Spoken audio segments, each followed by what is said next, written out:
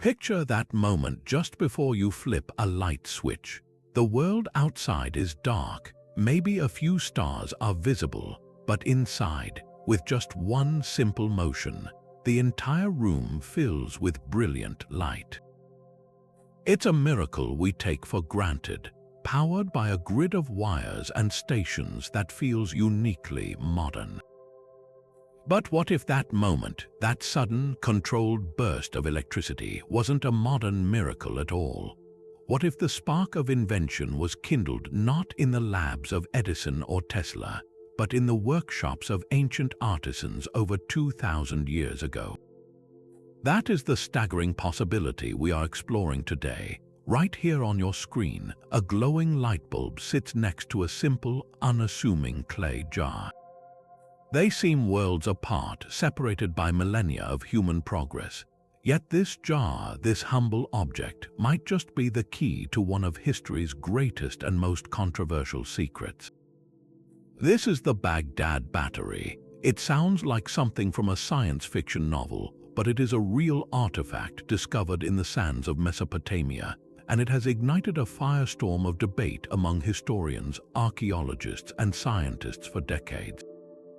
How could a civilization from the dawn of the Common Era possibly harness electrical power? The very idea challenges the foundational narrative we've all been taught, that humanity's journey with electricity began just a few short centuries ago. This simple clay vessel, with its copper cylinder and iron rod, promises to rewrite our understanding of ancient ingenuity and technological prowess. It invites us on a journey into a profound historical mystery, a puzzle over 2,000 years in the making.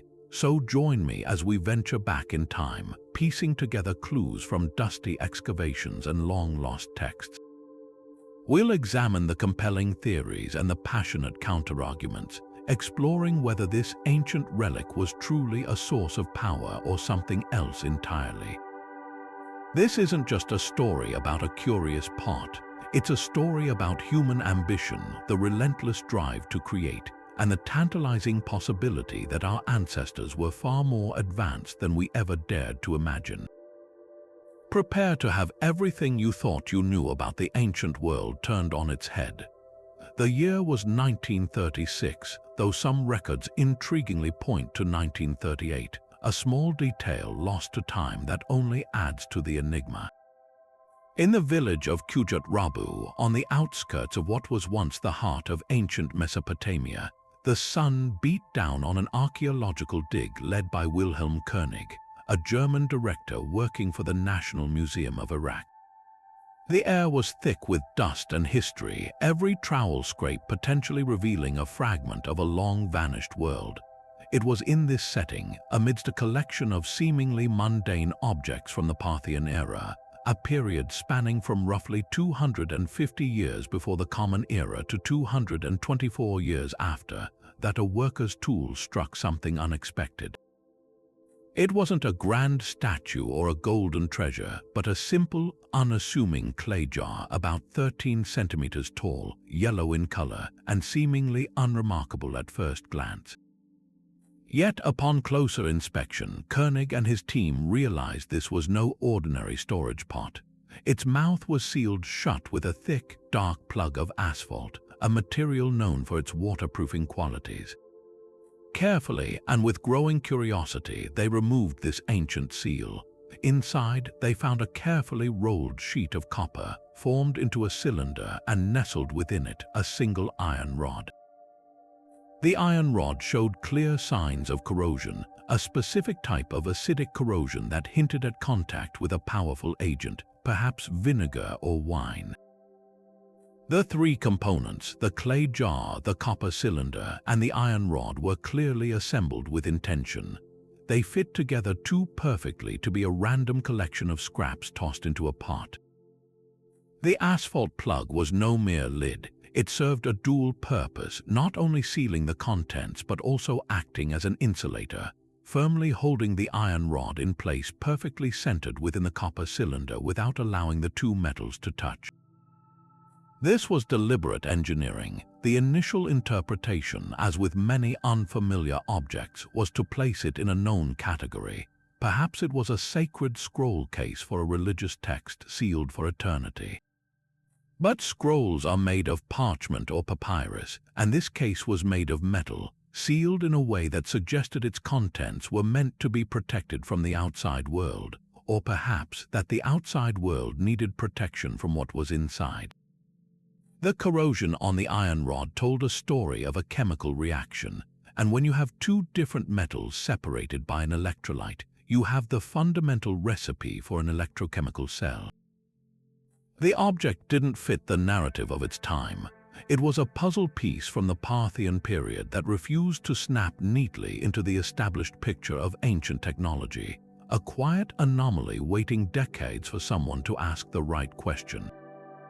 So it was Wilhelm König, the man who first laid eyes on this assembled artifact, who dared to ask that radical question.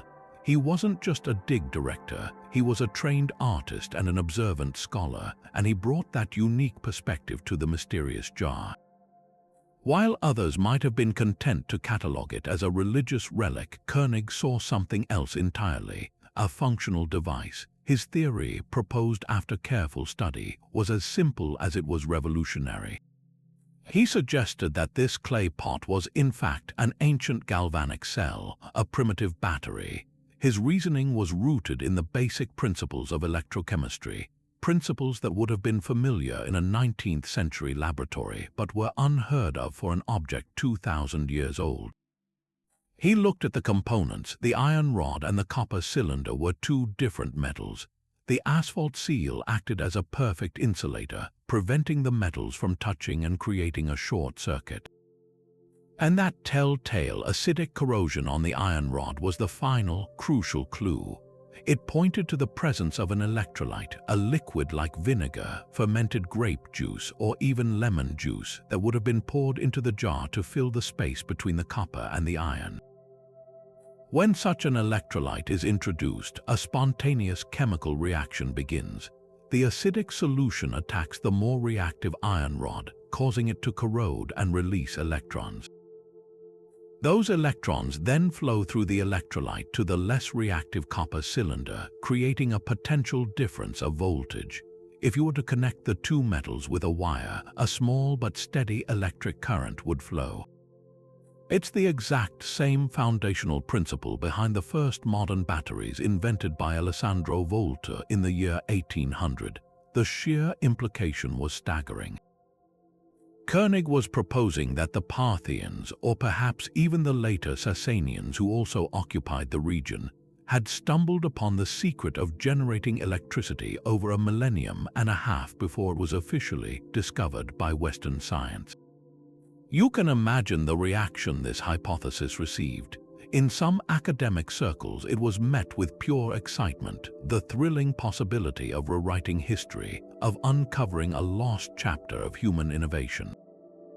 It was a narrative fit for a storybook, ancient scientist priests harnessing a fundamental force of nature.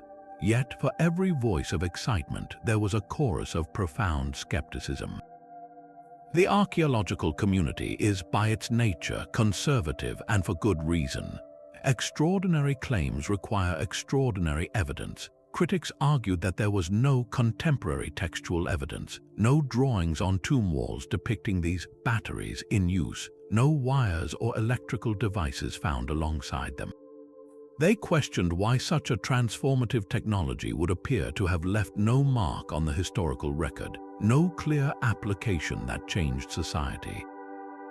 If these were batteries, what were they powering? The silence of the historical record for many was louder than König's compelling physical evidence.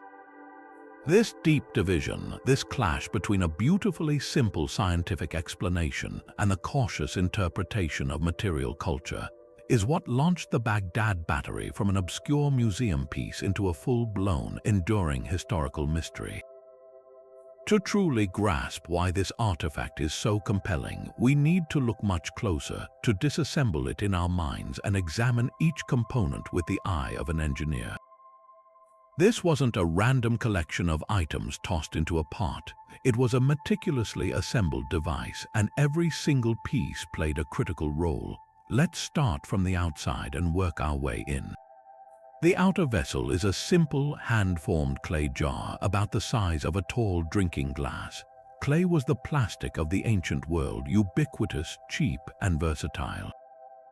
But its use here was likely strategic. Fired clay is an excellent electrical insulator.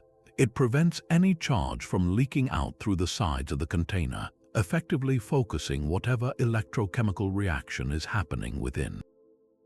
It's the perfect, sturdy casing for a delicate internal mechanism. Now, inside this jar, we find the first metallic component, a rolled copper cylinder. This wasn't just a crudely bent sheet of metal. Analysis shows the seam was soldered shut using a lead-tin alloy, a technique that required considerable metallurgical skill. This creates a continuous, uniform surface which is crucial for consistent electrical function. The cylinder was not loose in the jar, it was fixed in place, likely with more asphalt at its base, creating a stable, contained chamber. Suspended perfectly within the center of this copper cylinder is an iron rod. The key word here is suspended. The iron and copper do not touch at all. They are kept meticulously separate by the most ingenious part of the entire assembly, the asphalt stopper. This isn't just a lump of tar used as a simple lid. This asphalt plug is precision engineered. It was poured or pressed into the mouth of the jar in a liquid or semi-liquid state, then hardened into a solid, durable seal. It grips the iron rod tightly, holding it in a fixed position right down the central axis of the copper cylinder, maintaining a precise gap between the two metals. This is absolutely vital. If the metals touch, they would simply create a short circuit, and any potential electrical effect would be instantly lost as heat. The asphalt, being an exceptional natural insulator, prevents this entirely, but its role may have been dual purpose. Asphalt is also hydrophobic and resistant to decay.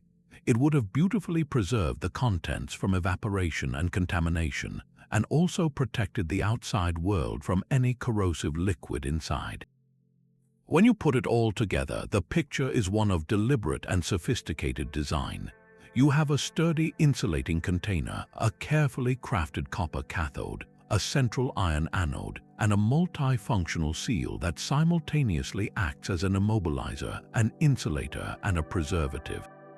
This level of thoughtful construction, where every component has a clear and necessary function, points overwhelmingly to a designed purpose. It feels less like a ceremonial object and more like a functional apparatus, a tool built with a specific, repeatable effect in mind.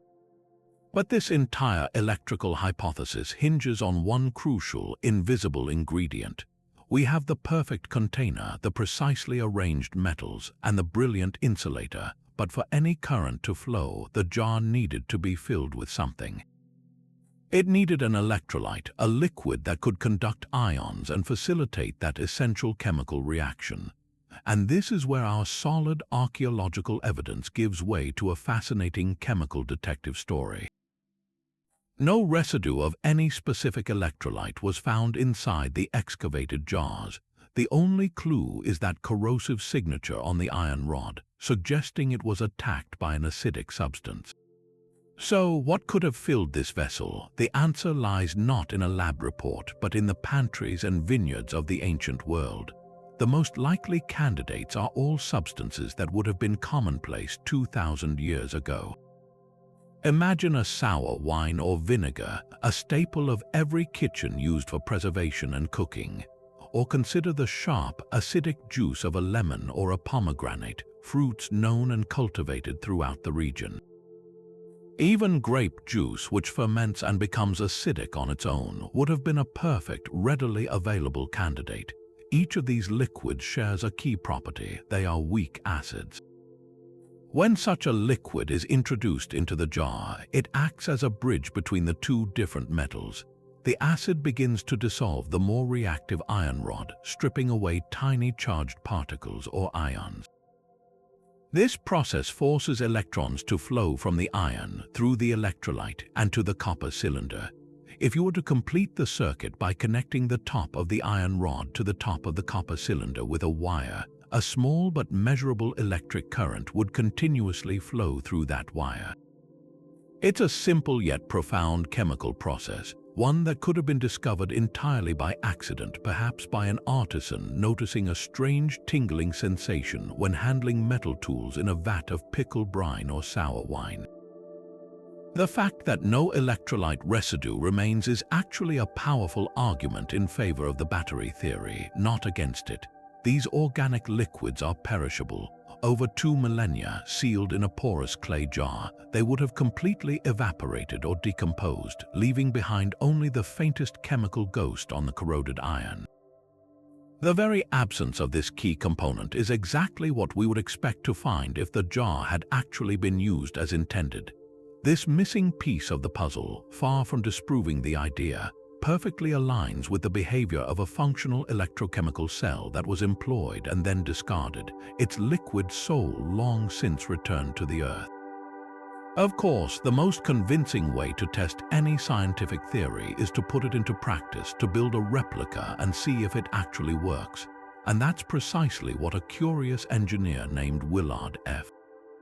M. Gray did back in 1940, just a few years after Wilhelm König first proposed his radical idea.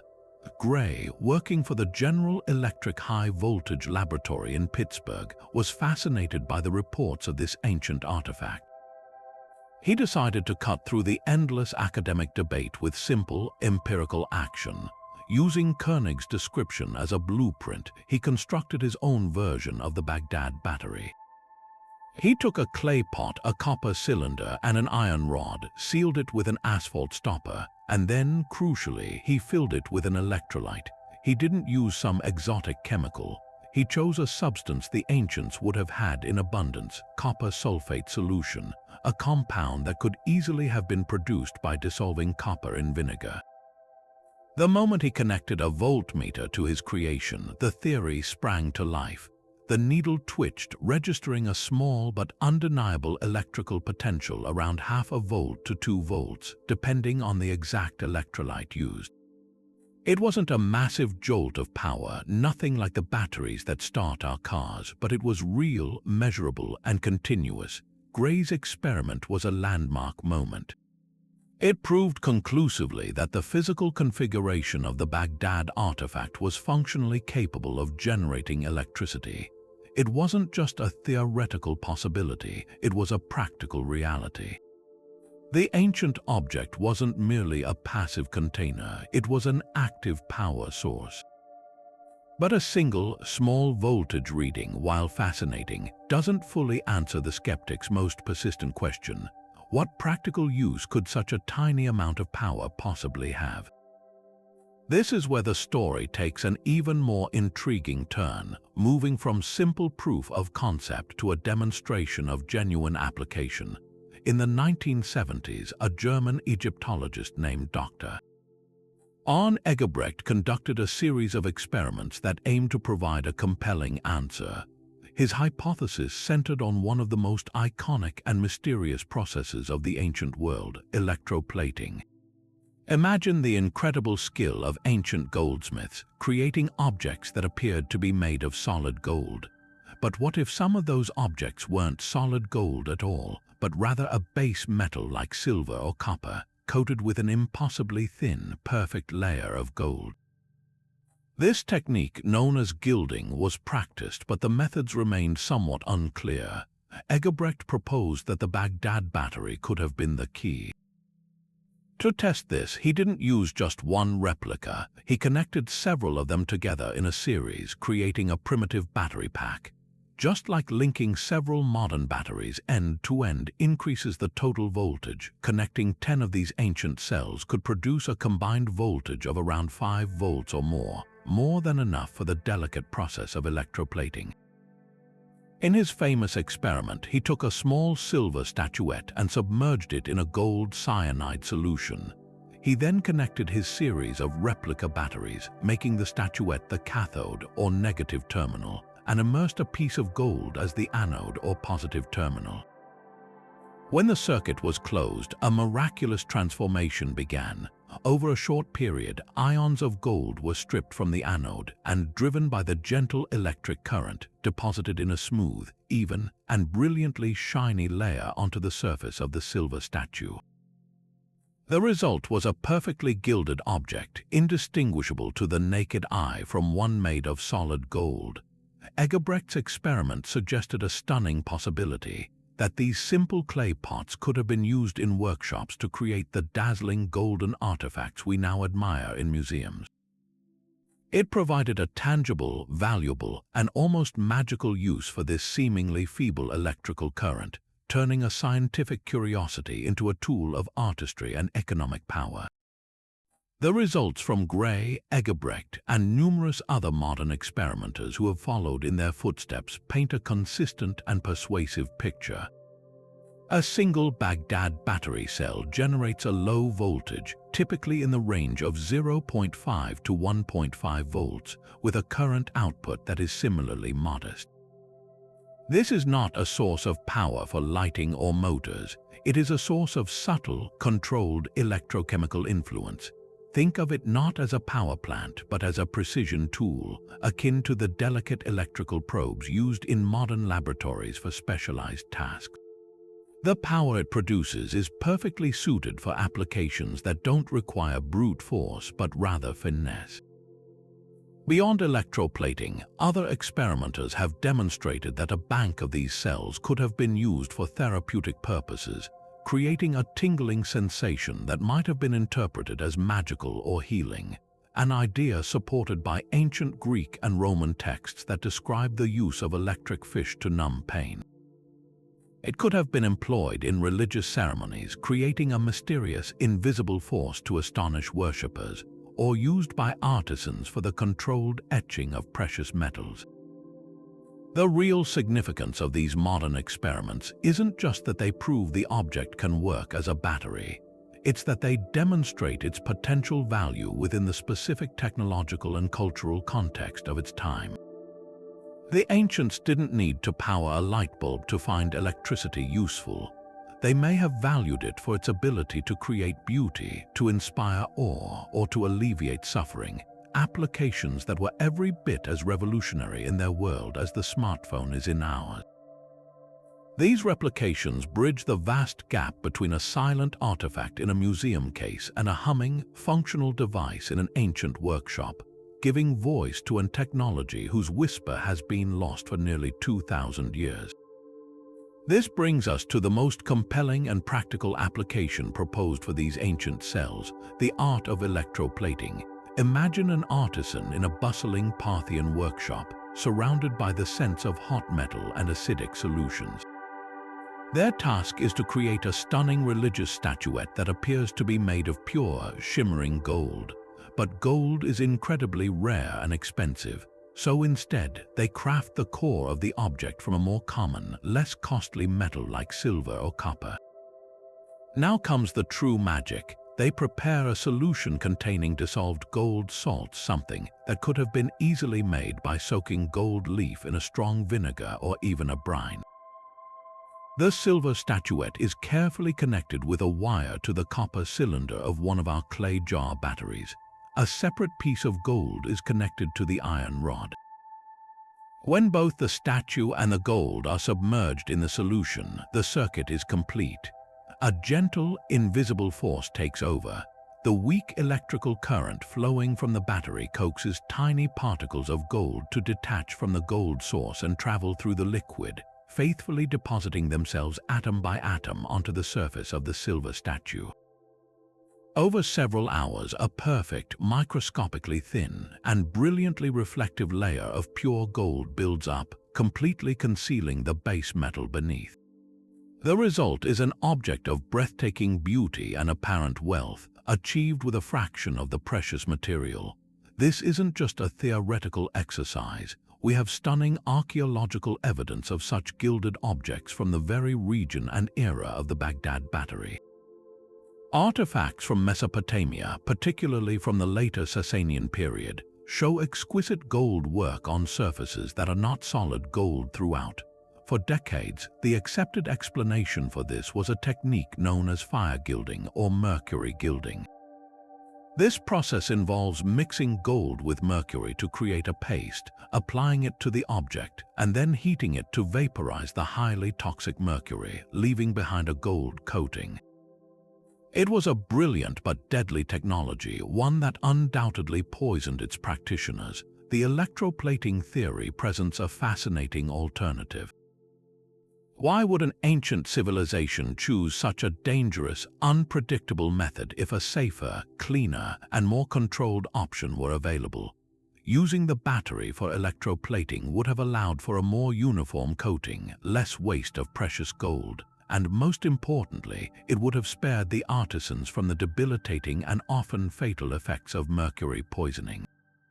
This possibility suggests a level of sophisticated chemical understanding that we rarely grant to the ancient world. It implies a conscious exploration of electrochemical principles, a knowledge that specific solutions could conduct a mysterious force, and that this force could be harnessed for precise, valuable, and repeatable industrial artistry.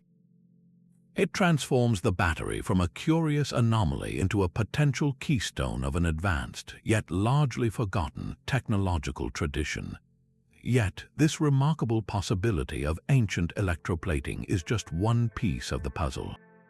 To truly understand the potential of these artifacts, we need to venture beyond the artisan's workshop and into the realms of healing and the divine, where the subtle, tingling power of electricity could have been perceived as nothing short of miraculous. Consider the practice of medicine in the ancient world. We have direct historical records, such as the writings of the Roman physician Scribonius Largo in the 1st century of the Common Era, who meticulously documented the use of the electric torpedo fish to treat ailments like gout and chronic headaches. Patients would be instructed to stand on a live electric ray in wet sand, receiving a series of powerful, numbing shocks. This wasn't mere superstition. It was an early, albeit crude, form of electrotherapy, using the body's neurological response to electrical stimulation to block pain signals and provide genuine, if temporary, relief. Now imagine a healer or priest possessing a device that could generate a similar, but far more controlled and consistent, tingling sensation without the need for a dangerous and unpredictable sea creature. A single Baghdad battery with its low current could have been applied directly to the skin or used with conductive metal probes. A patient suffering from arthritic pain in their hands might dip their fingers into a bowl of salt water with a wire from the battery's iron rod submerged alongside them. The gentle flow of current could produce a soothing numbness, easing their discomfort in a way that must have seemed like magic. This application transforms the artifact from a tool of commerce into one of compassion. It suggests a hidden chapter in the history of medicine, where the fundamental principles of neurostimulation were being explored through trial and error, offering solace to those in pain long before the concept of electricity was formally defined. This mysterious ability to create an invisible force would have held profound significance in spiritual and mystical contexts as well. In the dim, smoky interior of a temple, flickering torchlight would have played across the faces of golden idols, creating an atmosphere ripe for awe and revelation. Imagine a priest carefully placing one of these cells inside a hollow statue of a god, perhaps a figure with eyes made of a conductive metal. The priest would pour in the electrolyte, a ritual act in itself, and then seal the opening. For days or even weeks, a continuous, subtle electrochemical reaction would occur within. If two small wires were connected from the inner metals to the statue's eyes or a headdress, a visitor who dared to touch the idol might feel a distinct, unexpected tingle, a shock of divine contact.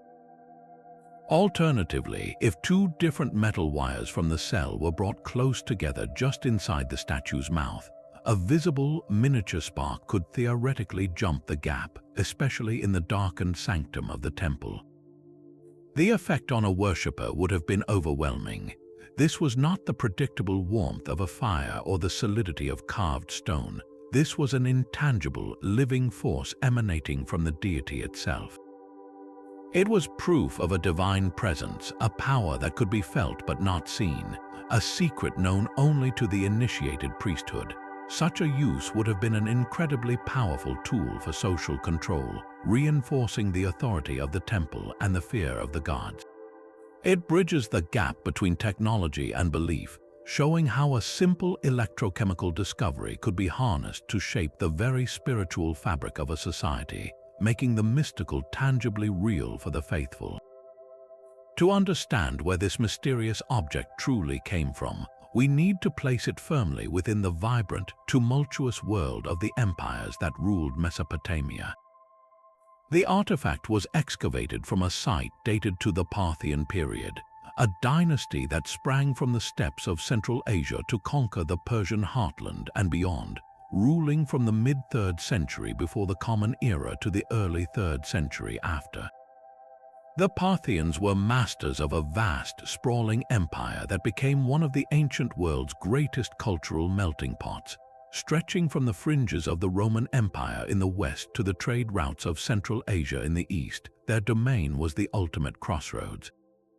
Caravans moved along the Silk Road, carrying not just silks and spices, but also ideas, technologies, and philosophies. In bustling cities like Ctesiphon, near modern-day Baghdad, you would have heard a babble of languages: Greek, Aramaic, Persian, and Arabic. You would have found scholars studying Babylonian astronomical records, artisans blending Hellenistic artistic styles with Eastern motifs, and engineers innovating in metallurgy and hydraulics. This was not an isolated, inward-looking culture. It was a dynamic, cosmopolitan hub where knowledge from across the known world could collide and combine in unexpected ways. In such an environment, the discovery of a novel chemical reaction, a tingling sensation from two metals in a jar of vinegar, perhaps observed by a metalsmith or a curious scholar, is not just plausible, it feels almost inevitable. This was a society positioned perfectly for experimental innovation, but the story doesn't end with the Parthians. There is a compelling argument that the Battery might actually be a product of their successors, the mighty Sasanian Empire, which rose to power around 224 years after the Common Era and endured until the Arab conquests in the mid-7th century. The Sasanians saw themselves as the restorers of the pure Persian tradition, yet they were also fierce rivals of Rome and Byzantium, and their empire was, if anything, an even greater center of scientific and technological advancement. They were renowned for their engineering marvels, from complex water mills and bridges to advanced siege weaponry. Their metalworkers produced some of the most exquisite and sophisticated gilded objects of antiquity, using techniques that still impress modern analysts. It was during the Sasanian era that the arts of alchemy and early chemistry began to flourish in the region, with practitioners meticulously recording the properties of different substances and their reactions. The question of whether the Battery is Parthian or Sasanian is more than just an academic date check. It reframes the object's potential purpose. If it is Sasanian, it sits squarely within a culture that was pushing the boundaries of material science, a culture that valued precision craftsmanship and had a demonstrable need for the kind of subtle, controlled power that electroplating would provide. The very ambiguity of its origin speaks volumes. This object emerges from a centuries-long continuum of ingenuity in a region that was never a technological backwater, but rather a persistent, vibrant crucible of invention. This context is absolutely crucial because it dismantles one of the most common skeptical arguments against the Battery: the idea that such a technology is simply too advanced for its time. When we picture the ancient world, our minds often leap to isolated pyramids or classical temples, imagining societies that were brilliant but compartmentalized. The empires of Mesopotamia defy that simplistic image. They were not isolated. They were the central nervous system of Eurasian exchange, constantly absorbing, adapting, and improving upon ideas from Greece, India, China, and the nomadic steppes. The possibility of electrochemical experimentation is far more plausible in a cosmopolitan hub like Ctesiphon than it would be in a remote, insular society. Think of the Greek library and research institute that existed in the city of Seleucia, or the renowned Academy of Gundashapur in the Sasanian era, which brought together Greek, Indian, and Persian scholars to study medicine, astronomy, and philosophy. In such an atmosphere of intellectual curiosity, where different systems of knowledge were actively compared and synthesized, the gap between observing a natural phenomenon and harnessing it deliberately becomes much narrower. A scholar familiar with both Greek theories of matter and Persian metallurgical practices would have been uniquely equipped to recognize the significance of the reaction inside that clay jar. This wasn't a bolt from the blue, it was a spark that could only have been kindled in the unique, knowledge-rich environment of these empires, where the flow of ideas was as constant and vital as the flow of goods along the Silk Road. Now, for all the compelling evidence and fascinating experiments we've explored, we must turn and face the other side of this debate head-on. The mainstream archaeological community, the very experts who dedicate their lives to interpreting the material remains of the past, largely reject the battery hypothesis.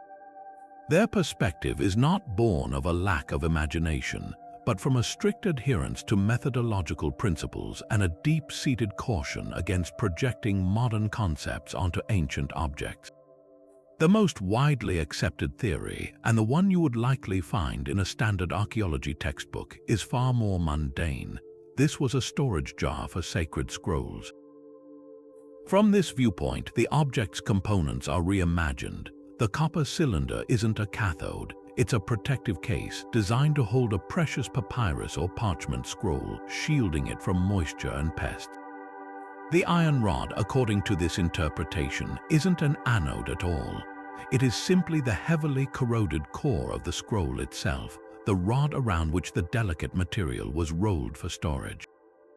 The asphalt seal, then, was not an electrical insulator, but a practical and effective way to hermetically seal the container, preserving its important religious or administrative contents for posterity. This explanation aligns perfectly with common archaeological findings. Storage jars for scrolls are well known from the ancient world, particularly from sites like Qumran, where the Dead Sea Scrolls were stored in similar, though simpler, clay jars. To an archaeologist working within the established framework of the period, this is the most logical and straightforward interpretation, requiring no leaps into unknown technological realms. Other alternative explanations have also been put forward that steer clear of an electrical function. Some scholars have suggested the jar was a container for holding precious oils, perfumes, or even incense. The asphalt seal would have been ideal for preventing evaporation of volatile liquids, and the internal copper cylinder could have served to protect the contents from reacting with the clay or to provide a stable inner structure. The iron rod in this scenario becomes more difficult to explain, but could be interpreted as a simple stirrer or a remnant of a separate closure mechanism that has since corroded. These interpretations, scroll case or scent container, fit comfortably within the known typology of ancient vessels. They don't require any special pleading or the invention of a lost technology for which we have no other evidence.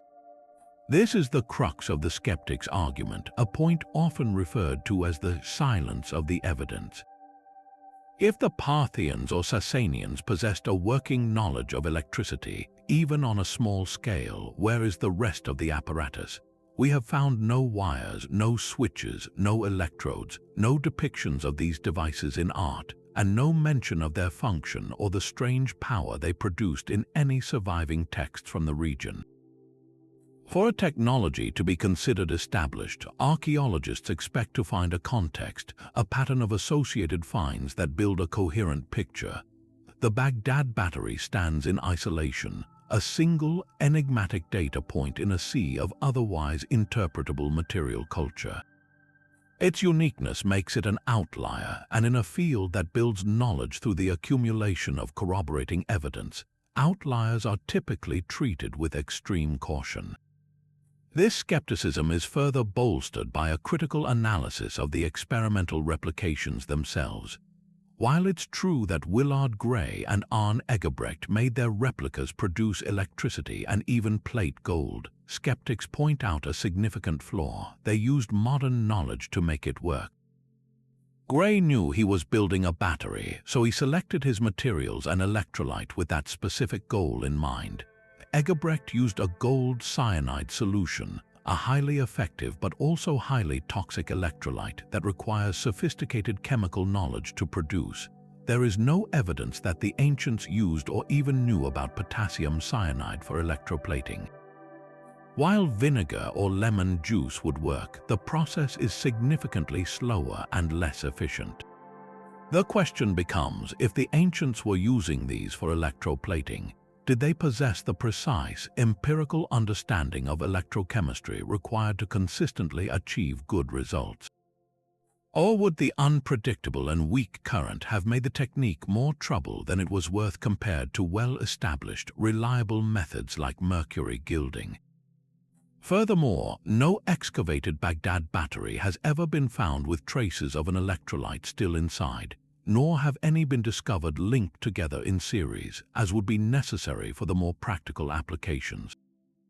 The absence of this crucial contextual evidence is, for mainstream archaeology, a deafening silence.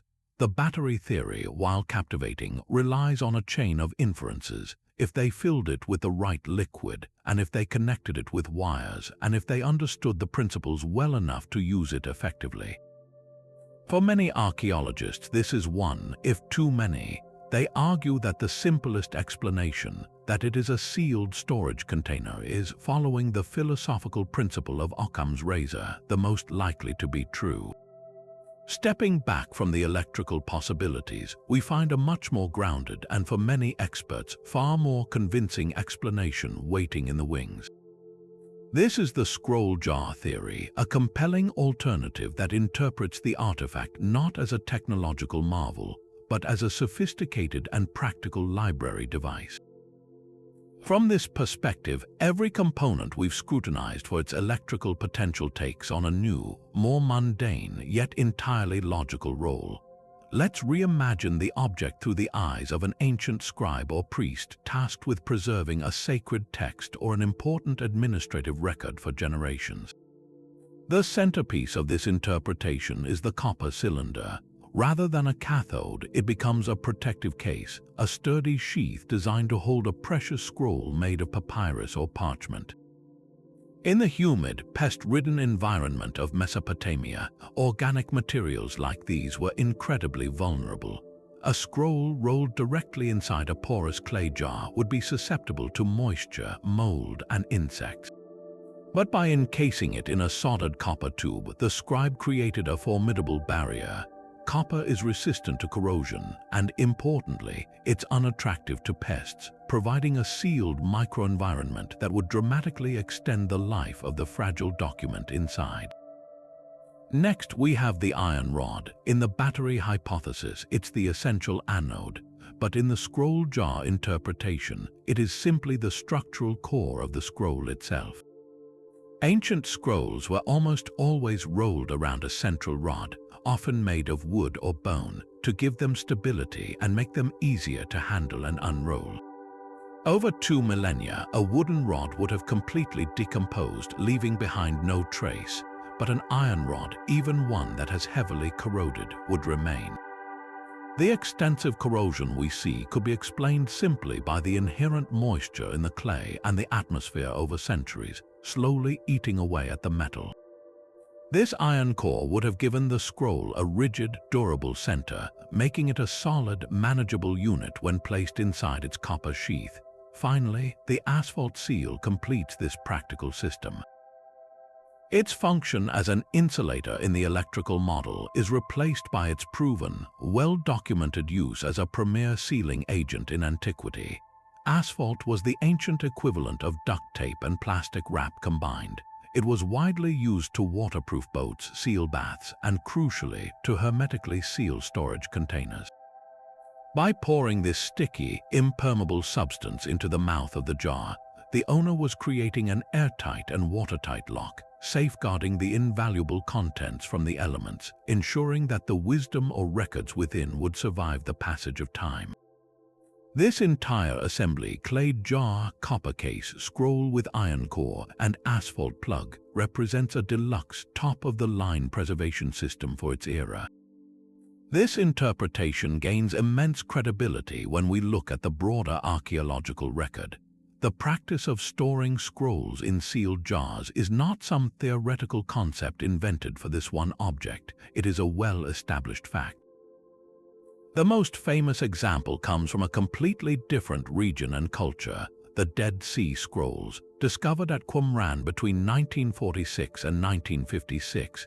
These invaluable Jewish religious texts were found stored in tall, cylindrical clay jars, often with lids designed to protect them. While the Qumran jars were simpler, lacking the internal metal components, the fundamental principle is identical: a protective ceramic outer shell and a sealed environment to preserve fragile parchment. The discovery of the Baghdad Battery artifact within a Parthian context, a culture known for its bureaucratic complexity and multicultural centers of learning, makes the presence of such an advanced scroll container entirely plausible. A standard clay jar might have been sufficient for everyday documents, but for a particularly sacred text, a royal decree, or a vital legal document, investing in a copper inner liner and a robust asphalt seal would have been a wise and understandable precaution. This theory fits the object seamlessly into a known category of ancient artifacts, requiring no leaps of faith or assumptions about lost technologies. It presents the Baghdad Battery not as an inexplicable anomaly, but as a refined and high-status version of a common, practical solution to a universal ancient problem: how to make knowledge permanent. This silence in the archaeological record is perhaps the single most powerful argument against the battery theory, and it's a point that deserves our full and serious attention. Think about any other complex technology from the ancient world. Consider Roman aqueducts and plumbing. We don't just have the aqueducts themselves. We have the lead pipes, the bronze valves, the specialized tools for cutting and fitting them, and even written manuals by engineers like Vitruvius detailing their construction and maintenance. The technology left a sprawling, interconnected footprint. Now apply that same standard to the Baghdad Battery. If these cells were a functional, utilized technology, we should expect to find a supporting ecosystem of artifacts. Where are the wires? Even the simplest electrical circuit requires a conductor to complete the loop. We should be finding spools of fine metal wire, perhaps made of gold or silver for its excellent conductivity, in associated workshops. Yet no such wires have ever been conclusively linked to these jars. Where are the tools? Where are the tweezers or clamps for handling the cells, the small metal probes that would have been used to apply the current for plating or therapy, or the ceramic or glass containers used to mix the electrolytes? These items would be the unmistakable signature of an electrical workshop, but they are entirely absent from the archaeological context of these finds.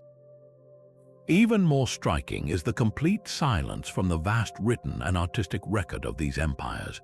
The Parthians and Sasanians were not illiterate. They were sophisticated states with bureaucracies, royal inscriptions, and scholarly traditions. We have texts detailing everything from tax codes and royal genealogies to complex astronomical observations and medical treatises. If a mysterious force that could cause a tingling sensation, plate one metal with another, or even produce a spark was known to priests or artisans, why is it never mentioned? Not a single cuneiform tablet, not one line of Greek or Pahlavi script describes the assembly of a copper and iron jar, the use of a sour wine electrolyte, or the astonishing effects of this divine fire or hidden spirit. Similarly, the vibrant art of the period, intricate reliefs, detailed metalwork, and colorful frescoes depicts many scenes of daily life, worship, and craftsmanship. We see people farming, fighting, feasting, and making pottery, but we never see a depiction of a figure connecting wires to a clay jar or applying a metal probe to a statue, or even just handling the distinctive asphalt-sealed vessels in a way that suggests anything other than storage. This total absence from the cultural record is deafening. For a technology to be truly integrated into a society, it must leave some imprint on its collective consciousness, its stories, and its art. The Baghdad Battery, in stark contrast, appears as a ghost, a physical object with no cultural echo. This lack of corroborating evidence becomes even more perplexing when we consider the principle of associated finds. In archaeology, context is everything. An object's meaning is derived not just from the object itself, but from what is found with it. A spearhead found in a grave suggests a warrior. The same spearhead found in a domestic context might be a hunting tool. So, what was found with the Baghdad batteries? They were reportedly discovered in a group alongside more conventional artifacts like terracotta jars, perfumed bottles, and small, inscribed clay pots. This is a context that screams storage, not electrical experimentation. There were no small metal discs that could have been used as electrodes, no spools of wire, no unique tools that defy other explanation. They were stored as a set of sealed containers, much like you would store a collection of important documents or precious oils. If these were functional power cells, we might expect them to be found in a workshop setting, perhaps near metalworking furnaces or gilding stations, intermixed with the debris of their use, bits of gold leaf, stained crucibles, or testing apparatus. Instead, their context aligns perfectly with the interpretation of them being valued for their contents, not for their function as a device. The company they kept in the ground tells a story of preservation, not of active application. This evidential void stands in sharp relief when we look at technologies we know the ancients possessed, which left behind a rich and varied trail. The Antikythera mechanism, for instance, is an incredibly complex ancient Greek analog computer used to predict astronomical positions. It is a singular, astounding artifact, but it didn't appear out of nowhere. Its design incorporates principles of gearing that are reflected in other, simpler devices from the same period. We have literary references to complex mechanical devices, showing that the knowledge base existed. With the Baghdad Battery, there is no such pedigree. There are no simpler precursor devices, no later, more refined models. It exists in a vacuum with no evolutionary path leading to it or away from it in the archaeological record.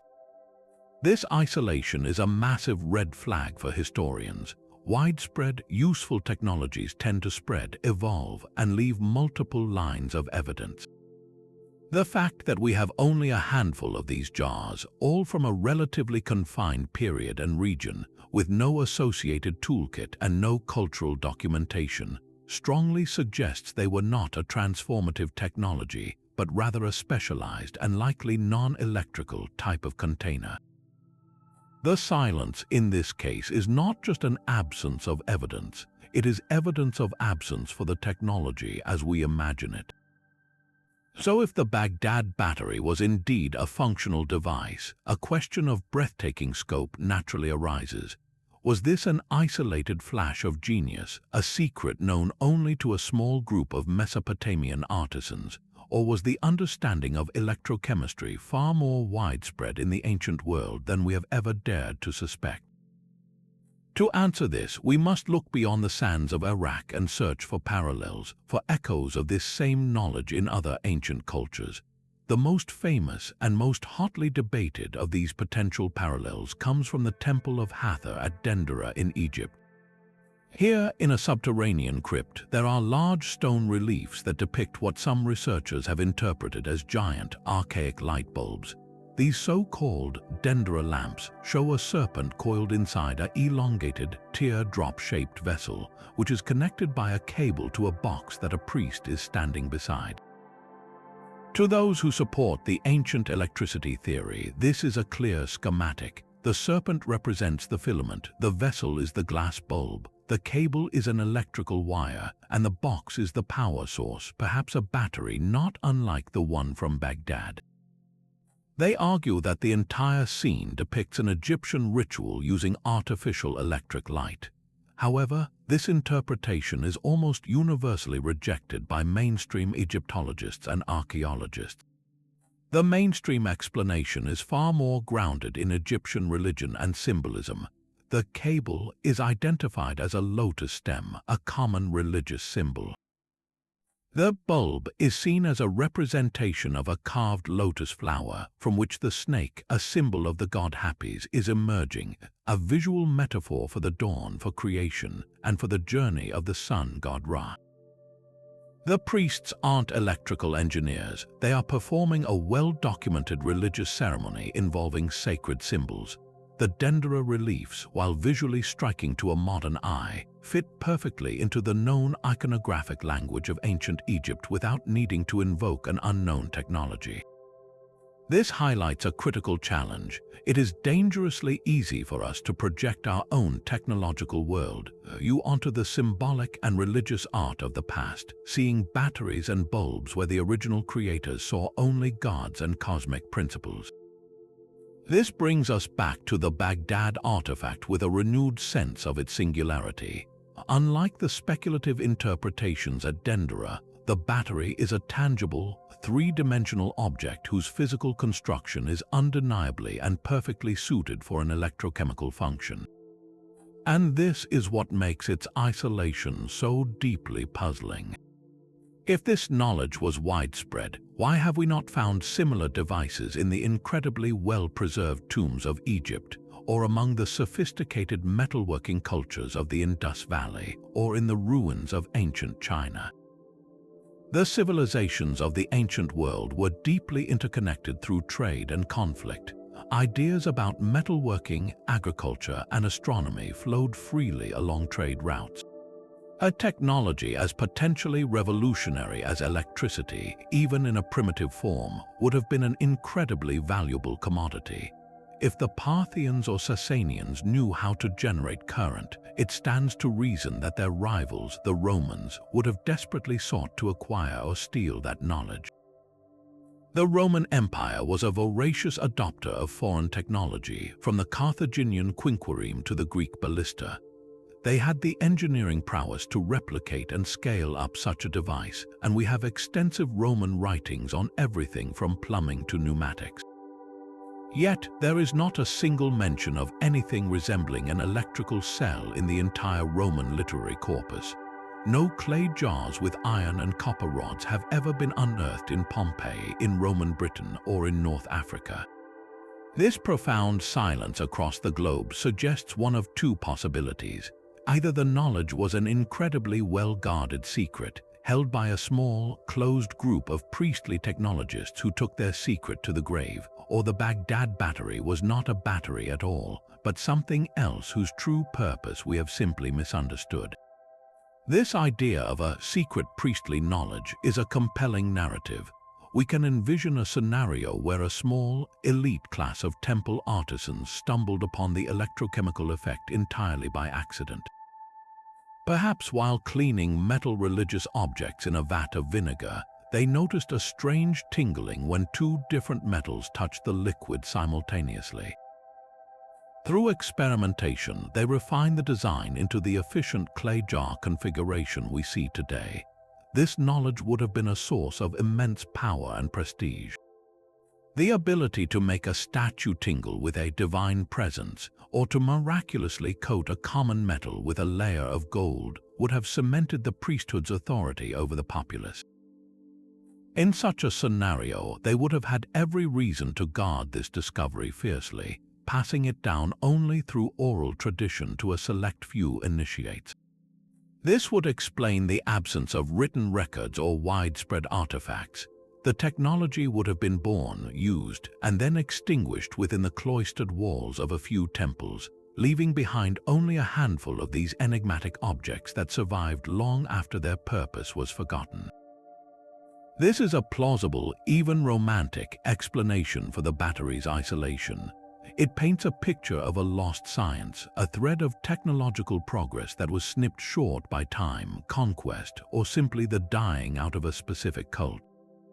Yet, we must also confront the possibility that the archaeological record itself is playing a trick on us. What we have unearthed is an infinitesimally small fraction of what once existed. The vast majority of artifacts from antiquity, especially those made of organic materials like wood, cloth, and papyrus, have completely decomposed. Perhaps these batteries were more common than we think, but they were made with perishable components. The copper cylinder and iron rod might have been the only durable parts of a larger apparatus that included wires made of woven plant fibers or animal sinew, all of which have long since turned to dust. The electrolytes, as we've discussed, would have evaporated without a trace. Our entire understanding of the past is built on the tiny, random sample of durable objects that happen to survive. It is a picture painted with only a few colors, missing vast swaths of the palette. The Baghdad Battery might not be a lonely anomaly, but rather the sole surviving representative of a whole class of common, everyday tools that were simply not made to last for 2,000 years. This is a humbling thought for any historian. The silence of the record may not be a definitive no, but merely a reflection of the brutal, selective nature of time itself. This brings us to one of the most clever and often overlooked components of the entire assembly, the asphalt stopper. To dismiss this as a simple plug or lid is to miss a stroke of ancient engineering genius. This material, known historically as bitumen, was far more than just a sticky sealant. It was a multi-functional marvel, and its specific application here is one of the strongest pieces of evidence for a deliberately designed electrochemical device. Asphalt is a naturally occurring hydrocarbon, essentially a form of petroleum that has seeped to the surface and hardened over time, and in ancient Mesopotamia it was anything but rare. The region was rich with surface deposits, particularly around Hit, making it one of the most readily available and versatile building materials of the ancient world. It was the industrial adhesive and waterproofing agent of its day. We have archaeological evidence of it being used as mortar to hold bricks together in the towering ziggurats of Ur, as a caulking agent to make reed boats watertight for river trade, and even as a preservative in mummification practices. It was the ancient equivalent of plastic, glue, and tar all rolled into one. Its properties were well understood. It was impervious to water, highly resistant to chemical decay, and when heated, it could be poured and molded into any shape, hardening into a tough, durable solid. Now consider its role in the Baghdad jar with the precision of an electrical engineer. For a galvanic cell to function, the two electrodes, the iron rod and the copper cylinder, must be kept completely separate. If they were to touch, even briefly, they would create what is known as a short circuit. In a short circuit, the electrical current takes the path of least resistance, flowing directly from the iron to the copper through the point of contact instead of flowing through the external electrolyte to do useful work. All the chemical energy would be wasted as a tiny amount of heat, and the cell would be functionally useless. The asphalt plug solves this problem with elegant simplicity. It was not merely placed on top. It was clearly poured or pressed into the mouth of the jar in a semi-liquid state, encasing the upper portion of the iron rod entirely. As it hardened, it locked the rod firmly in place, perfectly centered within the copper cylinder, maintaining that all-important gap of a few millimeters between the two metals. This isn't just a lucky accident, it's a precision fit. The asphalt acts as a perfect electrical insulator, preventing any possibility of a short circuit between the central rod and the surrounding copper. It physically enforces the separation required for the electrochemical potential to build up, but its role was likely dual purpose, serving a chemical function as well. By creating a hermetic, waterproof seal, the asphalt would have prevented the electrolyte inside from evaporating. A cell that dried out after a few days would be of little practical use. This seal would have maintained the liquid environment necessary for the continuous chemical reaction, allowing the cell to produce its subtle current for weeks or even months. Furthermore, by sealing the jar, it also protected the outside world from the corrosive liquid within. A jar filled with vinegar or wine would spill, smell, and attract insects if left open. The asphalt stopper turned the device into a clean, self-contained unit, safe to handle and store. When you analyze the asphalt's function from this multi-faceted perspective, its presence transforms from a simple closure into a critical, enabling component. A culture merely wanting to store a scroll would have used a simple clay lid or a cloth cover tied with cord methods that are well documented. The choice to use a poured, insulating, and impermeable asphalt seal is a choice that makes the most sense if the contents were a liquid that needed to be kept active and isolated, and if the internal components needed to be held in a precise, fixed configuration. It is the silent, unassuming hero of the entire apparatus, a testament to a sophisticated understanding of materials and their properties that aligns perfectly with the needs of a functioning battery. Now, let's bring this 2,000-year-old puzzle forward in time to a moment that officially marks the dawn of the electrical age. The year is 1800, and in Italy, the esteemed physicist Alessandro Volta is about to make an announcement that will rock the scientific world. He presents his groundbreaking invention to the Royal Society of London, a device he calls the voltaic pile. This was not just another experiment, it was the world's first true battery, a machine that could produce a reliable, continuous electric current. And when you lay Volta's blueprint side by side with the components of the Baghdad artifact, the similarities are so striking they feel almost uncanny. Volta's pile was a stack of alternating discs, one made of copper or silver and another made of zinc. Between each pair of metal discs, he placed a piece of cardboard or felt soaked in a salt water or acidic solution. This simple, repeating unit, two different metals separated by an electrolyte, is the absolute core of every electrochemical cell. Now, look inside the clay jar from Baghdad. You have an iron rod and a copper cylinder, two different metals, kept meticulously apart by an asphalt seal, with the empty space between them ready to be filled with an electrolyte like vinegar or wine. The fundamental operating principle is identical. Both devices rely on the same basic chemical reaction. A more reactive metal willingly corrodes in an acidic environment, releasing electrons that flow to the less reactive metal, creating that all-important electrical potential. Volta's pile was essentially a series of these cells stacked together to multiply the voltage, while the Baghdad cell was a single, self-contained unit. But the underlying concept, the very heart of the invention, is exactly the same. This powerful parallel transforms the Baghdad jar from a seeming impossibility into something profoundly logical. It wasn't magic, it was primitive yet fundamentally sound electrochemistry. It suggests that the same natural principles that Volta deliberately harnessed in his laboratory could have been independently discovered, or at least practically utilized by curious minds centuries earlier. This comparison does something crucial. It strips away the aura of science fiction that often surrounds the Baghdad Battery and reframes it within the grand, continuous story of scientific discovery. Volta did not invent electricity itself. He invented a new and reliable method to generate it. He was building upon the work of others like Luigi Galvani, who had observed the twitching of frog legs touched with two different metals. Volta's genius was in recognizing that the source of the electricity was not in the animal tissue, but in the contact between the two dissimilar metals and the moist environment. He systematized the discovery, creating a durable, repeatable apparatus.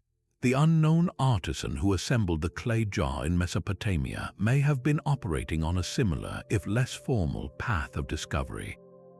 Perhaps they too observed an odd sensation or a strange corrosion pattern when certain metals were left in certain liquids. Without the theoretical framework of electron flow or chemical potential, they wouldn't have called it electricity. They might have thought of it as a hidden spirit, a vital force, or a divine spark. but through empirical trial and error, they could have arrived at a physical configuration that maximized the effect they were observing. The journey from observing a natural phenomenon to building a tool that harnesses it is the very essence of engineering. The Baghdad cell, in this light, appears not as an anachronistic mystery, but as a plausible early milestone on that same long road of human ingenuity, a road that would much later see the work of Volta, and then Faraday, and then Edison. The primary difference, of course, lies in the scale and the scientific context. Volta's pile was a monumental achievement precisely because it was created at a time when the scientific method was firmly established. He published his findings complete with detailed diagrams and rigorous measurements, inviting the whole world to scrutinize and replicate his work. His invention immediately sparked a new era of experimentation, leading to the discoveries of electromagnetism and the very foundation of our modern electrical world. The Baghdad device, by contrast, exists in an evidential vacuum. There were no published papers, no diagrams on clay tablets explaining its assembly or function. Its power, if it was indeed used, remained a local secret, a trick of the trade known only to a select few, its purpose lost when that specific tradition died out. This is the defining divergence. Volta's pile was a catalyst that launched a global revolution because it was born into a culture of open, cumulative science.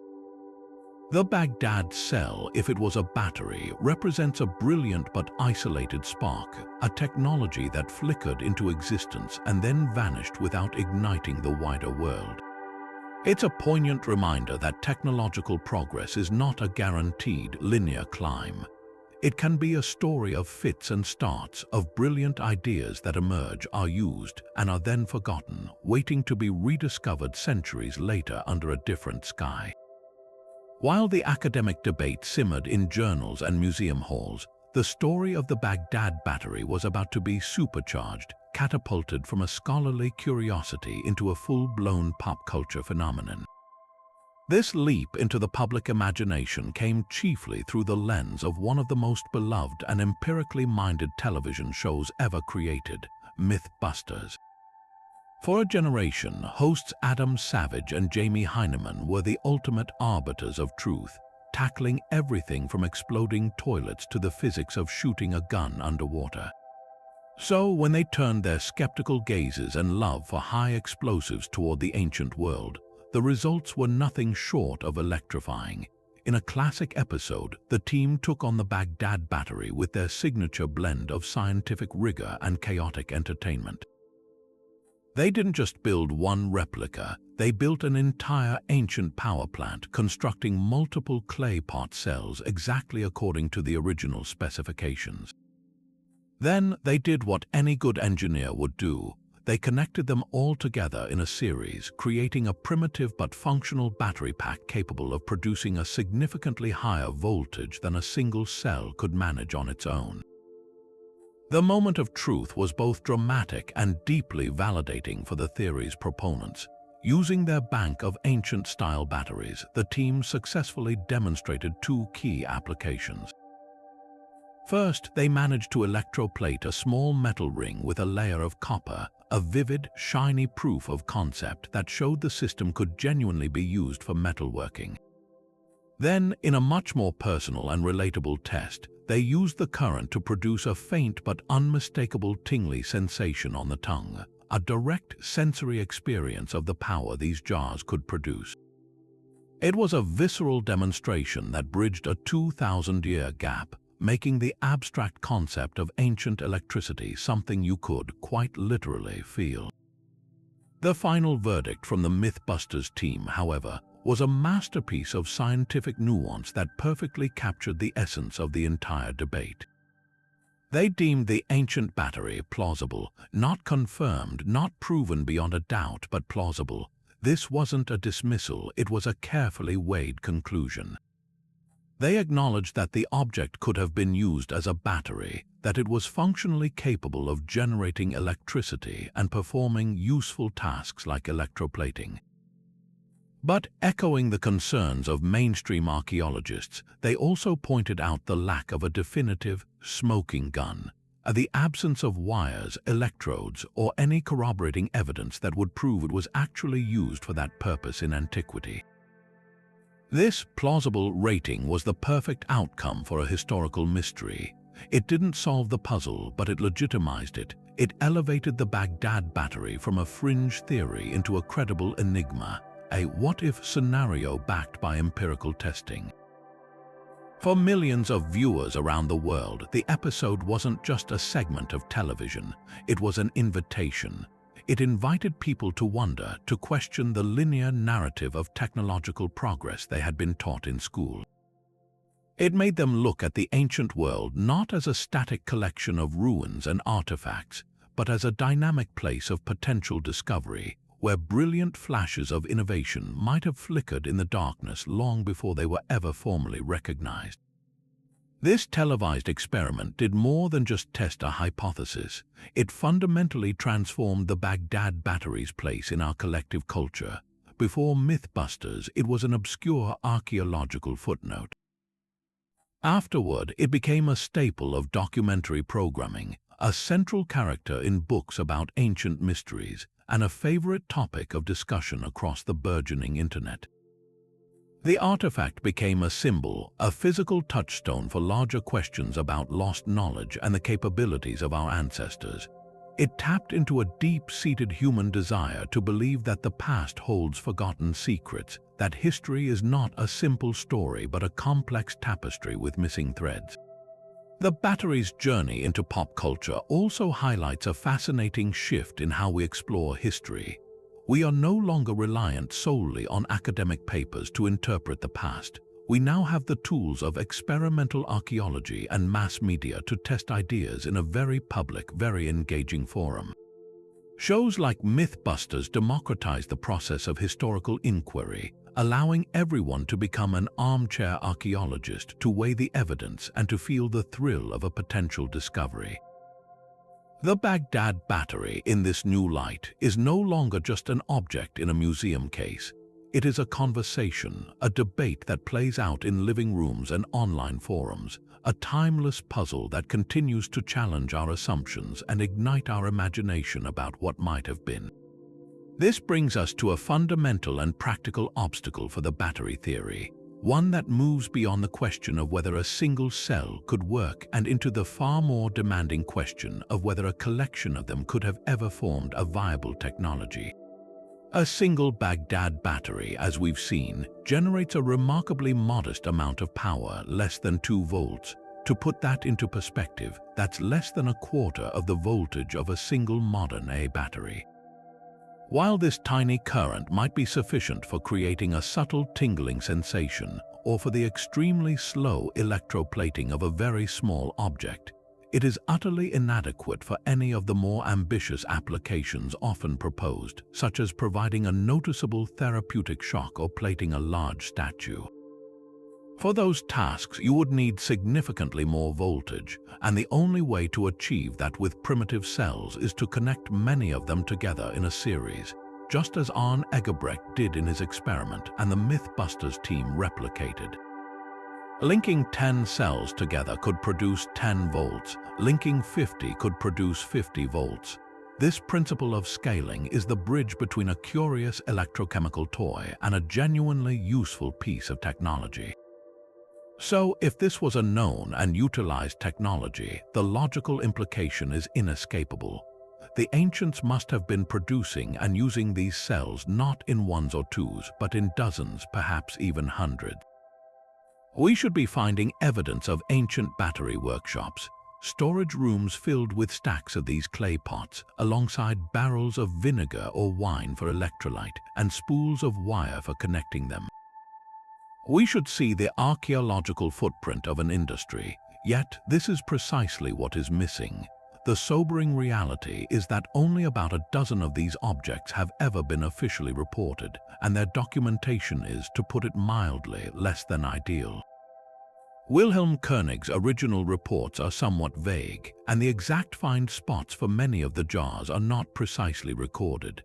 Some were reportedly found together in a single cache, while others seem to be isolated discoveries.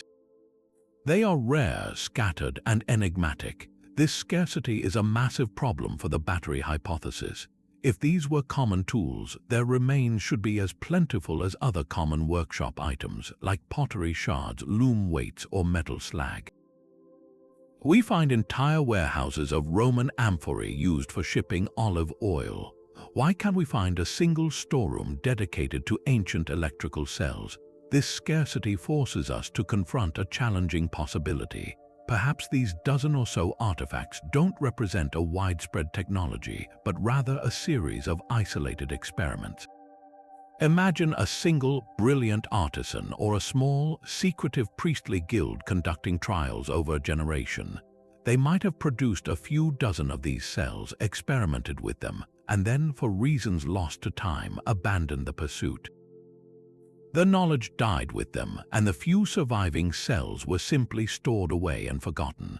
This scenario could explain the lack of a larger archaeological footprint, but it also severely limits the technological impact such a discovery could have had. It transforms the Baghdad Battery from a cornerstone of an ancient technological revolution into a fascinating scientific dead end, a brilliant flash in the pan that never ignited a lasting fire. It suggests that even if the principle was understood, it never progressed beyond the experimental stage to become a truly integrated and scalable technology.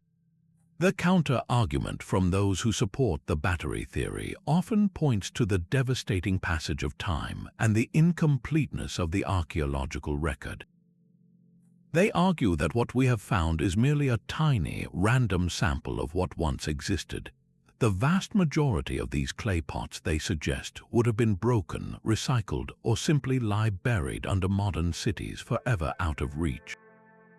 This is a valid point. Archaeology is inherently the study of survivors, but this argument begins to strain when we consider the specific components.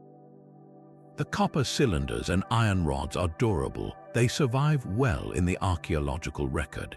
If these were produced on any kind of industrial scale, we should be finding these metal components, even if the clay jars surrounding them have shattered. We find countless other metal artifacts, coins, tools, weapons, and jewelry from these eras. The fact that we don't find piles of these specific, uniquely configured copper and iron components strongly implies they were never common to begin with. Their rarity seems to be a true reflection of their original status, not an accident of preservation. Ultimately, the problem of scale presents a difficult choice. Either we accept that the Baghdad Battery was part of a larger, yet almost entirely vanished technological system, a system that has left behind no other identifiable tools, no writings, and only a handful of its core components, or we conclude that these objects were something else, their electrical potential an unintended coincidence of their true, more mundane purpose. The silence is not just about the absence of more batteries. It's about the absence of an entire supporting cast of artifacts that any functioning electrical workshop would have required. Without that cast, the handful of lead actors we have found seem strangely alone on the historical stage, their performance impressive but ultimately impossible to place within a broader, coherent narrative of ancient technological achievement. To truly grasp the intention behind this artifact, we need to peer into its metallic heart to analyze not just the shapes of the copper and iron, but their very essence. The choice of metal is never arbitrary. It carries the fingerprints of the maker's knowledge and purpose. The copper cylinder, first and foremost, is not a crude, impure lump. Analysis reveals it was made from a sheet of remarkably high purity copper, carefully rolled and then soldered shut along its seam with a lead tin alloy. This is a significant detail. High purity copper is an excellent conductor of electricity. Impurities in metal create resistance, disrupting the smooth flow of electrons and generating wasteful heat. By using a pure copper, the artisan was, whether by accident or design, optimizing the object for efficient electrical conductivity. But copper is also a relatively noble metal. it doesn't corrode easily in weak acidic environments, making it the ideal, stable cathode in an electrochemical cell. The iron rod, in stark contrast, tells a different story. It is heavily corroded, eaten away by a specific type of acidic attack. Yet before time took its toll, it was clearly a worked piece of metal, shaped and smooth. Iron is a much more reactive metal than copper. In the presence of an electrolyte, iron will readily surrender its electrons, corroding sacrificially to protect the copper. This combination, a reactive iron anode and a stable copper cathode, is the absolute classic pairing for a simple voltaic cell. It's the same principle behind the zinc-carbon batteries that power our remote controls today. The fact that these two specific metals, with their perfectly complementary electrochemical personalities, were chosen and then meticulously prevented from touching is a powerful argument for deliberate function.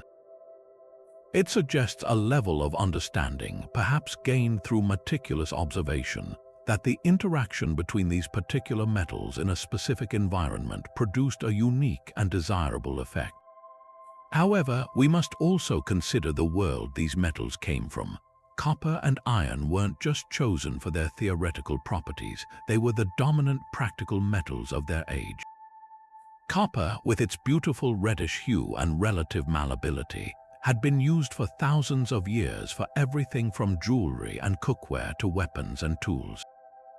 Its purification and working were well-established crafts across the ancient world. Iron, while harder to smelt, had become the backbone of military and agricultural technology by the Parthian and Sasanian eras. Its strength made it indispensable for swords, plows, and everyday tools.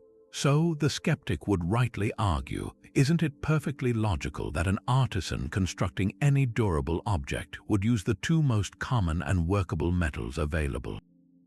A copper case for a scroll would provide excellent protection, and an iron rod would offer a sturdy, permanent core. Their prevalence alone could explain their presence without needing to invoke any knowledge of electrochemistry. This is the core of the metallurgical debate. Are we looking at a sophisticated understanding of the galvanic series, the ranking of metals based on their inherent electrochemical potential, or are we simply seeing a pragmatic artisan using the best materials at hand for a straightforward storage job? The strongest evidence for the battery theory may lie not in the metals themselves, but in the way they were arranged. The high purity of the copper is noteworthy. While pure copper was available, it was often alloyed with other metals like tin to make bronze, which is harder and more durable for tools and weapons. The decision to use a pure, soft copper for a cylinder might indicate that its primary required property was not structural strength, but something else like high conductivity. Furthermore, the most telling detail is the meticulous separation enforced by the asphalt seal. If the goal was simply to create a protective case for a scroll, there would be no need for such an extreme measure to keep the iron rod from touching the copper cylinder. In fact, if the iron was the core of the scroll, it would naturally rest against the inside of the copper case. The fact that extraordinary effort was taken to ensure these two metals remained isolated from one another is a glaring clue. This separation is utterly essential for an electrochemical cell to function, but it is completely unnecessary and even slightly counterintuitive for a simple storage container. This deliberate isolation speaks volumes. It implies that the artisan understood, on some level, that contact between the two metals would negate the very effect they were trying to achieve. It points toward a functional purpose where the relationship between the metals, mediated by the empty space between them, was the entire point of the device. Ultimately, the metallurgy doesn't deliver a definitive verdict, but it powerfully illuminates the fork in the road. The metals themselves are perfectly suited for either purpose. Yet, their specific configuration, their high purity, their complementary reactivity, and their enforced separation tilts the scales significantly toward the battery hypothesis. It transforms the object from a passive container into a system primed for a chemical reaction. The clay jar is the body, The asphalt is the nervous system ensuring proper function, and the copper and iron are the beating heart, a partnership of metals waiting for the breath of an electrolyte to spark them into a quiet, invisible life. This analysis suggests that whether by deep understanding or by brilliant empirical accident, the creator of this artifact assembled the components for a perfect, if simple, electrochemical cell. The choice of metals was simultaneously common and profound, using the everyday stuff of their world in a configuration that quietly whispered of a force from the future.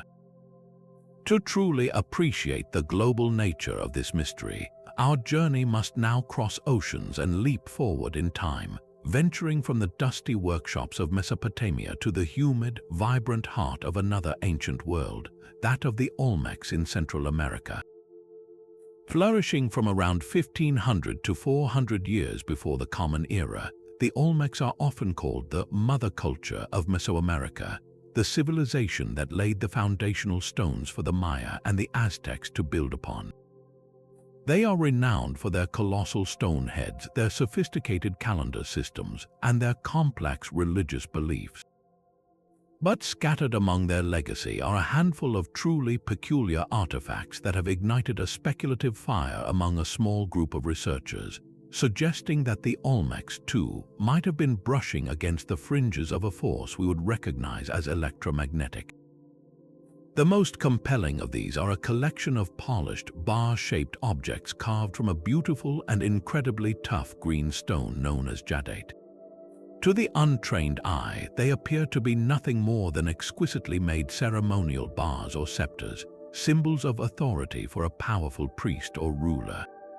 However, when modern scientists subjected these bars to careful analysis, they discovered something that defied simple explanation. Many of these jadate artifacts possess distinct and powerful magnetic anomalies. Specifically, the magnetic field lines are not random. They are concentrated at specific points on the carved object, often aligned with the sculpted features of a face or an animal. This isn't a case of the entire stone being slightly magnetic. It's as if the magnetic signature was deliberately engineered or, at the very least, recognized and incorporated into the object's sacred design. How could an ancient civilization have created such an effect? One leading theory proposes that the Olmecs discovered lodestone, a naturally magnetized form of the mineral magnetite. Lodestone is in essence a permanent natural magnet, and we have ample evidence that other cultures, like the Chinese, were aware of its mysterious directional properties centuries later.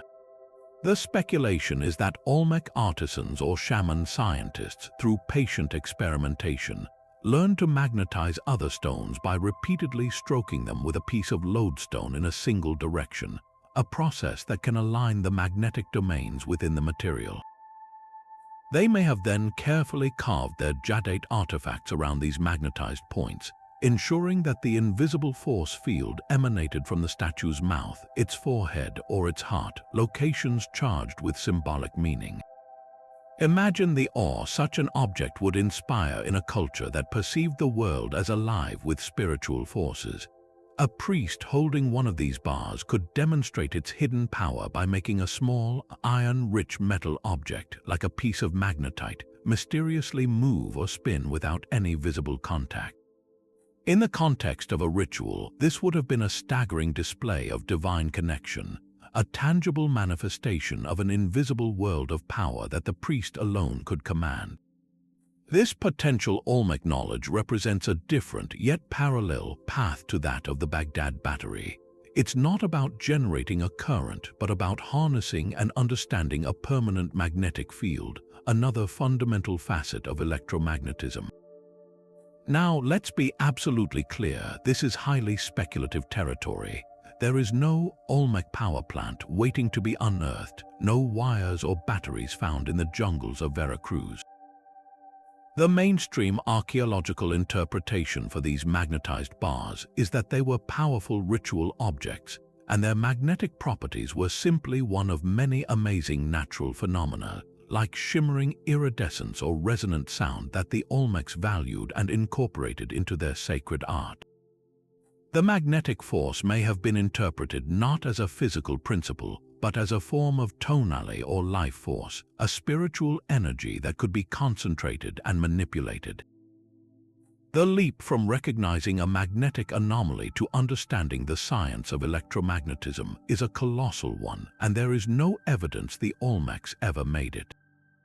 However, the significance of these artifacts lies not in proving a developed technology, but in illuminating a pattern of human discovery. The Olmec examples, when placed alongside the Baghdad jar, suggest a tantalizing possibility that the fundamental forces of physics, while formally codified by modern science, were not entirely invisible to our ancient ancestors. Different cultures, in their unique environments and with their distinct worldviews, may have independently stumbled upon glimpses of these forces. In Mesopotamia, it might have been the tingling sensation of an electrochemical reaction in a clay pot. In Mesoamerica, it might have been the mysterious attraction of a lodestone to a piece of iron. They lacked the unified theoretical framework we have today, so they interpreted these phenomena through the lens of magic, divinity, or vitalistic energy. But their empirical observation was often sharp and accurate. This idea of multiple, independent discoveries is a powerful and humbling one. It challenges the notion that scientific progress is a single, linear relay race passed from Greece to Rome to Europe.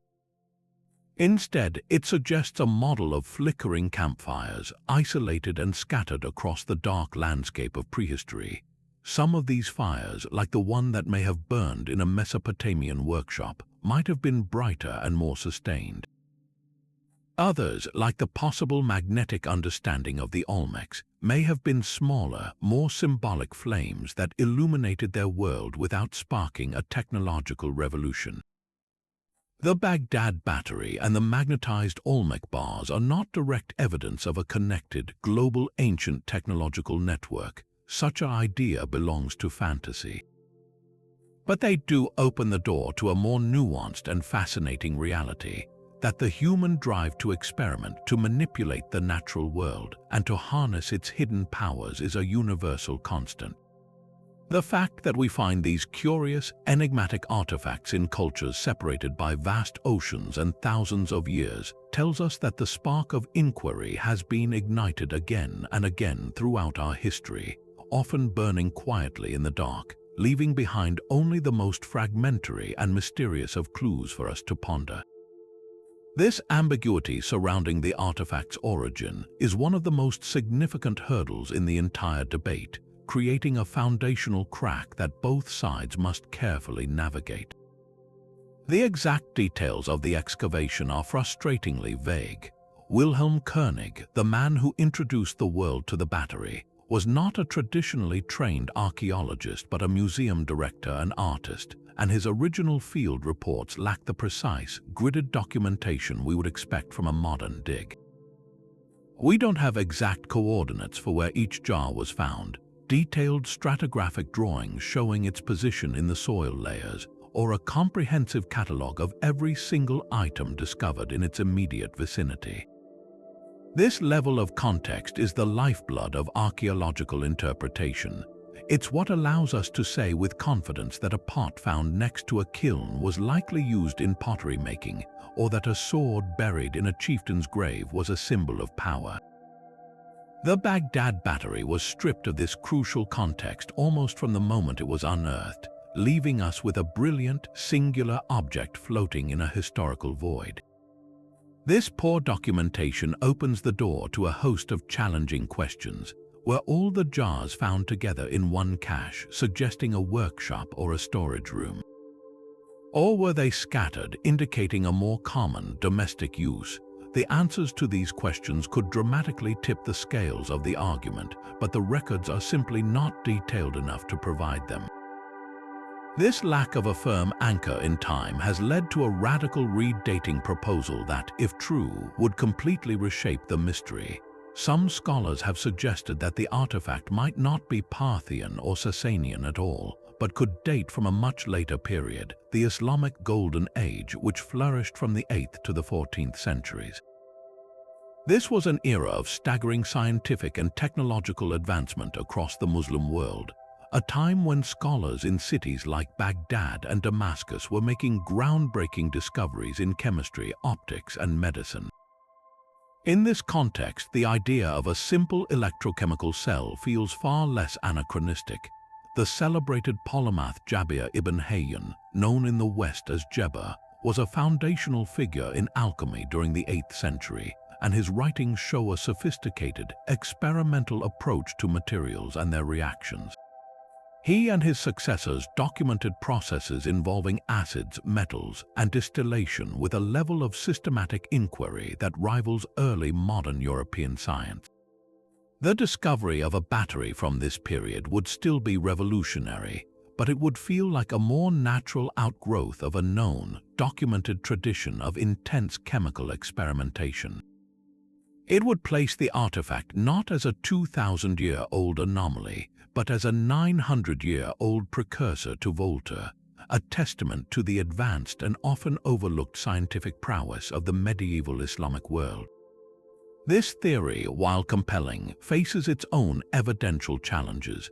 There is no direct mention of such a device in the vast and well-preserved scientific literature of the era, and the style of the clay jar itself is more commonly associated with the earlier Parthian period. Yet the possibility remains a powerful reminder of how our interpretation of the object is entirely dependent on pinning down its true age. In an attempt to resolve this chronological puzzle, scientists have turned to the one component that might hold a definitive answer: the asphalt seal. Unlike the metals or the clay, which could have been reused or recycled from older objects, the asphalt was likely applied specifically for this assembly, making it an ideal candidate for dating. Archaeologists can use a technique called radiocarbon dating on organic materials. Since asphalt is a petroleum product, it was once living organic matter, ancient plants and microorganisms that has been transformed over millions of years. In theory, you can extract the tiny amount of residual carbon and measure its radioactive decay to determine when that organic material was last exposed to the atmosphere, effectively dating when the asphalt was harvested and used. However, the results from such tests have been inconclusive and fraught with complication. Asphalt is a messy, complex substance, easily contaminated by older or younger carbon from the surrounding soil. Furthermore, the asphalt used in antiquity often came from large, well-known surface seeps, like those at Hit in Iraq, which were exploited for millennia. An asphalt sample from a Parthian jar and one from a Sasanian jar might be chemically identical because they came from the exact same source, making it impossible to distinguish between a 2,000-year-old seal and a 1,500-year-old one based on chemical composition alone. Even if a reliable carbon date were obtained, it would only tell us when the asphalt itself was formed geologically, not when it was mined and applied to the jar. This means the one component we hoped would provide a clear timestamp has, so far, only added another layer of uncertainty to the mystery. This murky provenance is more than just an academic inconvenience. It's a fundamental obstacle that weakens every argument, whether for or against the battery theory. For the proponents, the inability to firmly place the object within a specific century and a specific cultural context makes it incredibly difficult to build a convincing case for its use. We cannot point to a known technological revolution in the Parthian era and say, this battery was part of that movement. We cannot link it definitively to a specific school of alchemical thought or a documented guild of metalworkers. The object remains adrift, its potential function a matter of speculation rather than a conclusion drawn from a rich archaeological setting. For the skeptics, the poor provenance is equally problematic.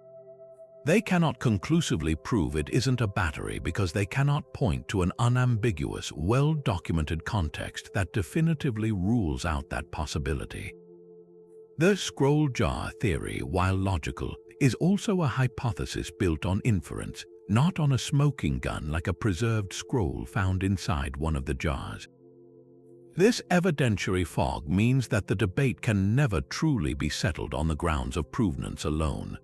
Both sides are forced to rely on the object's internal logic, the arrangement of its parts, the choice of materials, the potential functions, while the foundational question of when and where exactly remains stubbornly, perpetually unanswered.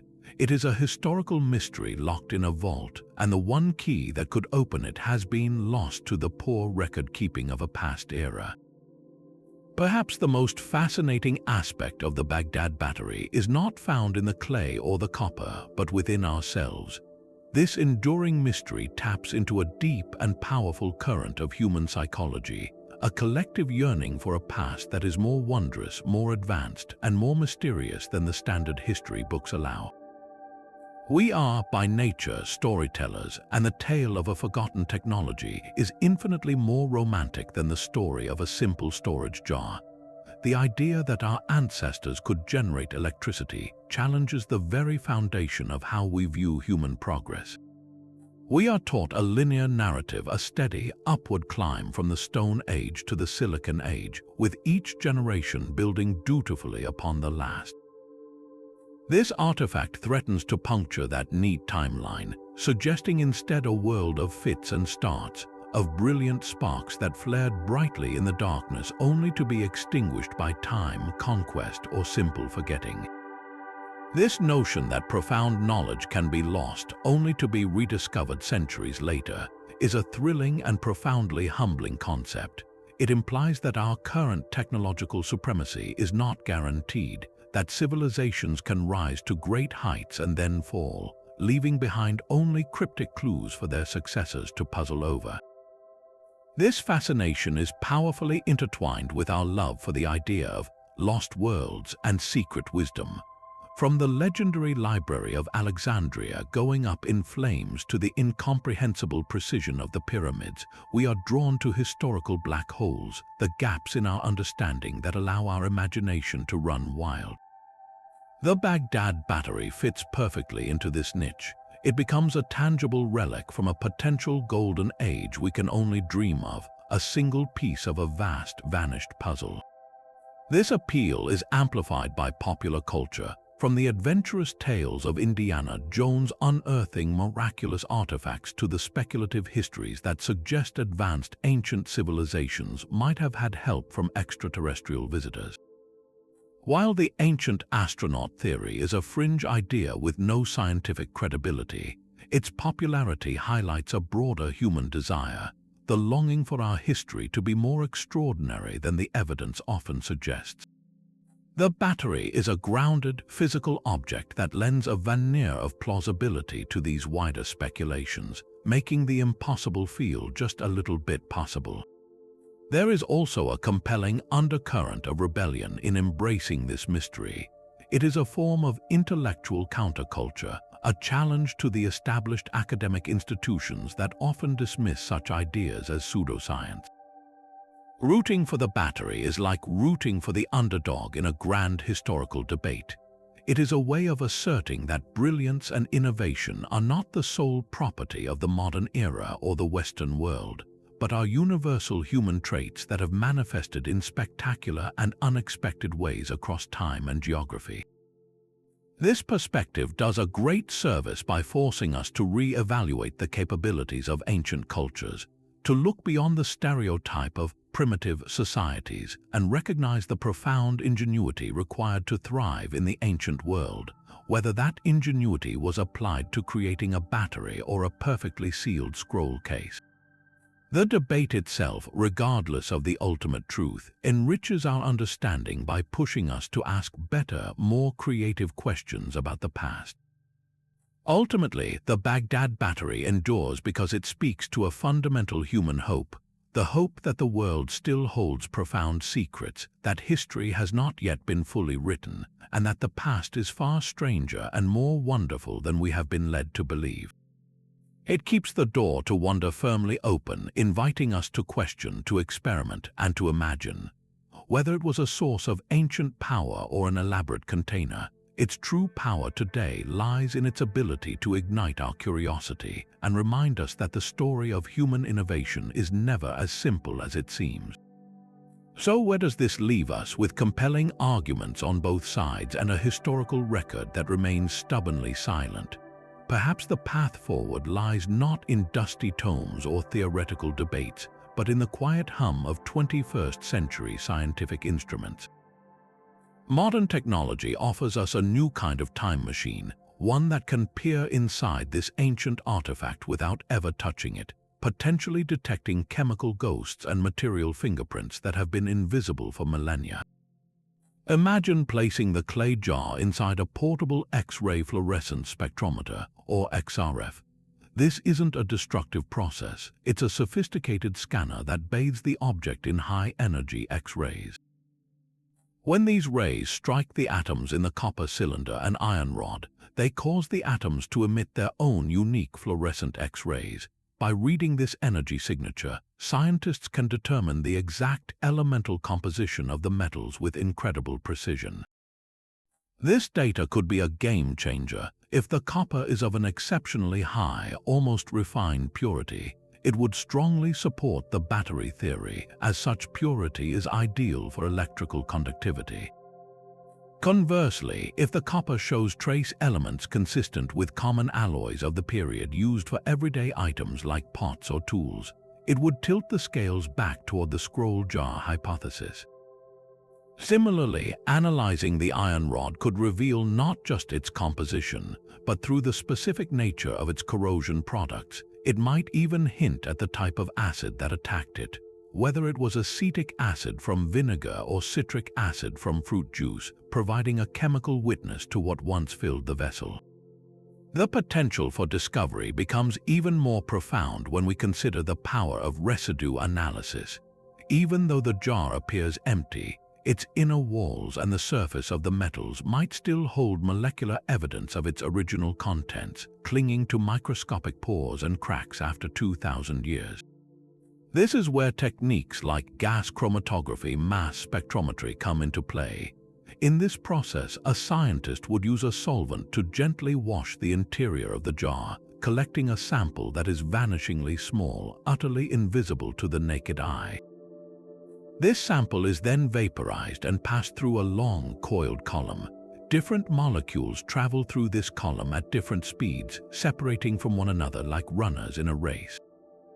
As each molecule exits the column, it enters a mass spectrometer, which essentially shatters it and weighs the fragments, creating a unique molecular fingerprint. The resulting data could act as a chemical time capsule. A clear signal for tartaric acid would point directly to grape, wine, or vinegar. The detection of citric acid would suggest lemon or pomegranate juice. Even the presence of more complex organic compounds associated with fermented beverages could be identified. Finding such residues would not definitively prove the battery theory, as these liquids could also have been stored for other reasons, but it would provide the first direct physical evidence that the jar once held precisely the kind of electrolyte the hypothesis requires. It would move the debate from the realm of "it could have held vinegar" to the solid ground of "we have confirmed it did hold vinegar," forcing a major reconsideration of the artifact's purpose. Of course, applying these advanced techniques to such priceless cultural heritage objects is fraught with challenges and ethical considerations. The Baghdad Battery is not just a scientific specimen. It is a precious, irreplaceable link to the past, currently housed in the National Museum of Iraq. Museum conservators and archaeologists are the guardians of this history, and their primary mandate is preservation. Any analysis, no matter how non-invasive, carries some risk. XRF is generally considered safe, but it does involve directing radiation at the artifact. Residue analysis, while minimally invasive, does require taking a microsample, physically removing a tiny part of the object forever. For curators responsible for protecting these treasures for future generations, the idea of subjecting them to any procedure, however small the risk, is a weighty decision. They must balance the potential for a monumental discovery against the absolute certainty of altering, even in a microscopic way, a unique piece of our shared human heritage. This isn't mere obstructionism, it is a profound responsibility. The scientific desire to know must be tempered by the ethical duty to preserve. Yet, this standoff between science and conservation may not be permanent. The relentless pace of technological innovation is already creating new tools that are even gentler and more revealing. Hyperspectral imaging, for instance, can scan an object and detect subtle chemical signatures based on how it reflects different wavelengths of light, all without any physical contact whatsoever. As these methods become more sensitive and widely available, the risk-to-reward calculation will inevitably shift. The day may soon come when a team of researchers can wheel a suite of instruments into a museum gallery, and with the full cooperation of its directors, conduct a full battery of tests without the artifact ever leaving its display case. This collaborative approach, uniting the protective caution of archaeologists with the probing curiosity of materials scientists, represents the best and perhaps only hope of breaking the decades-long stalemate. The mystery of the Baghdad Battery is ultimately a puzzle made of physical stuff: clay, copper, iron, and the lingering echoes of ancient chemistry. It is a puzzle that, unlike a philosophical riddle, can be solved. The answers are locked within the object itself, waiting for the right key to be forged. The continued fascination with this enigmatic jar ensures that the quest for that key will go on. A quiet, determined effort in laboratories and museums around the world, all seeking to listen to the faint, 2,000-year-old whisper still trapped inside a simple pot of clay. Yet, to fully appreciate the debate that still rages today, we must return to the man who first gave this clay pot an electric charge of controversy. Wilhelm König was a complex figure, an individual whose background made him uniquely suited to see patterns where others saw only puzzles, yet also vulnerable to accusations of fanciful thinking. Officially, he was an Austrian painter and art historian who found himself in Iraq during the 1930s, serving as the director of the laboratory for the Baghdad Antiquities Service and later as an assistant at the National Museum of Iraq. He was not a classically trained field archaeologist in the modern sense, nor was he an electrical engineer. He was instead a scholar with an artist's eye for form and a curator's deep familiarity with the material culture of the region. This interdisciplinary perspective was both his greatest strength and, in the eyes of his detractors, his greatest weakness. A traditional archaeologist might have catalogued the jar, the cylinder, and the rod as separate items or as a single storage unit, their thinking constrained by typologies of known objects. König, with his artistic sensibility, looked at the assembly and saw not just an object but a system. He saw the intentionality in the soldered copper seam, the precision of the asphalt insulation, and the story told by the corroded iron. His hypothesis did not emerge from a vacuum. It came from a mind trained to observe the relationship between components, to see design not just as decoration but as function. His legacy is fascinating because it is so perfectly bifurcated. In the world of alternative history and popular science, Wilhelm König is a visionary, a brave thinker who dared to challenge the staid conventions of his field. He is the man who looked at a 2,000-year-old pot and saw a battery, who had the intellectual courage to propose a connection between the ancient workshops of Ctesiphon and the modern laboratories of Europe.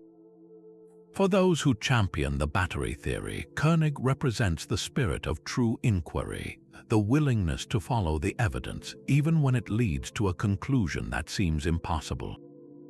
His background as a painter is seen not as a liability, but as an asset. It gave him the ability to visualize a process, to imagine the jar not as a static relic, but as a dynamic device filled with bubbling electrolyte, humming with a subtle, invisible energy. In this light, his other work adds depth to his profile. He was a meticulous documenter of seals and pottery, someone deeply engaged with the artifacts of daily life. This grounding in the mundane makes his leap to the extraordinary all the more compelling. He wasn't a fringe theorist, he was an established museum professional who arrived at a radical conclusion through direct hands-on observation. Yet, through the lens of mainstream archaeology, König's legacy is viewed with profound skepticism, and he is often cast in the role of the well-intentioned but over-imaginative dreamer. The very same artistic temperament that allowed him to see the big picture is criticized as a tendency to project modern concepts onto ancient materials. Critics argue that he was looking at the object through the lens of the 20th century, a time when electricity was revolutionizing the world. In his fascination, they suggest, he may have inadvertently crafted a narrative that fit his own era's technological marvels rather than the reality of the Parthian world.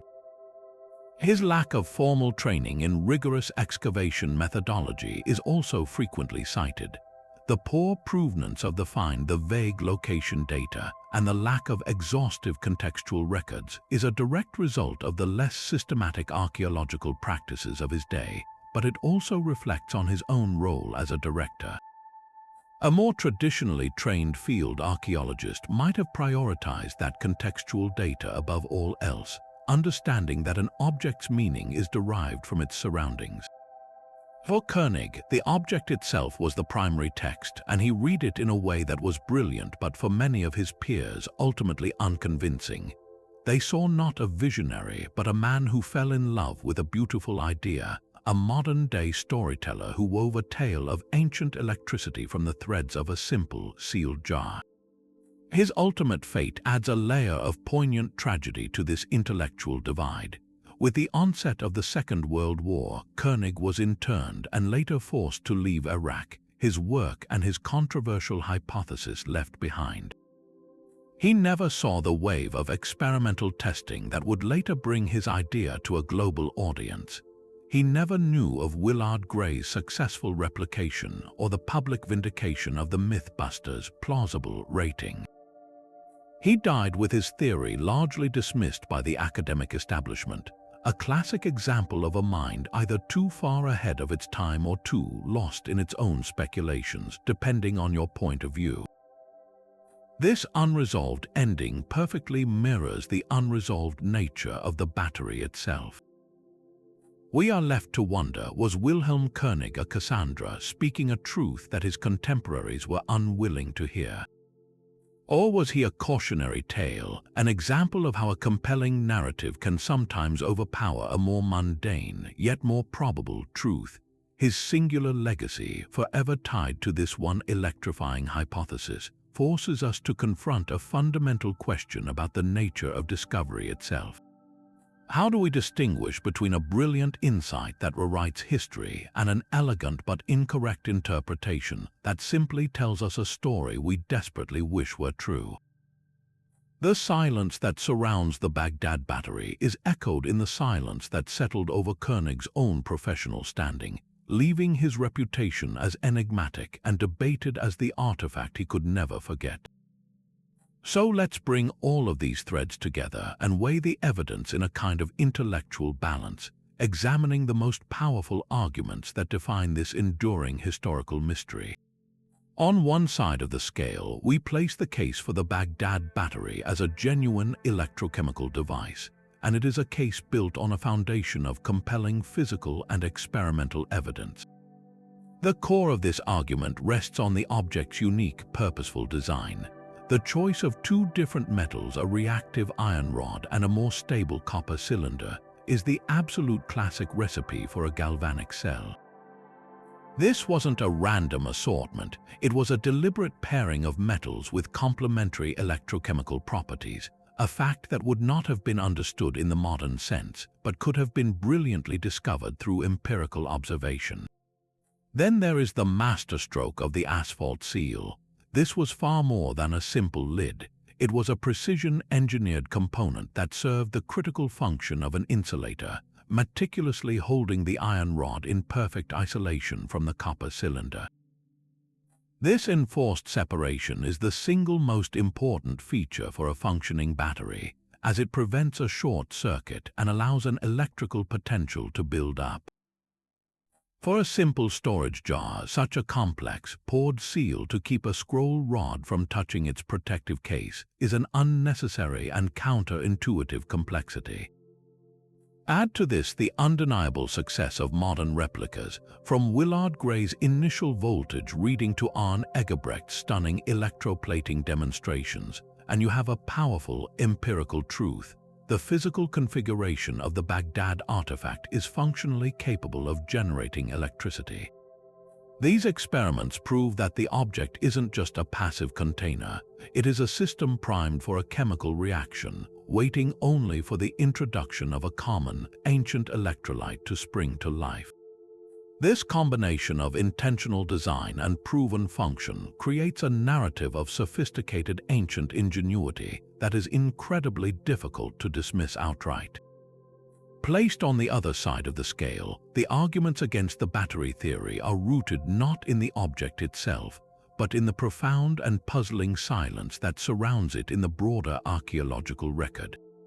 The most persistent question from skeptics is a simple one. If this was a functional technology, where is the rest of the apparatus? We have the presumed power source, but we have found no wires to carry the current, no metal probes for applying it, no switches, and no other electrical devices of any kind. This is not a minor omission, it is the absence of an entire technological ecosystem. Imagine discovering a single spark plug from the 19th century with no evidence of engines, carburetors, or fuel lines.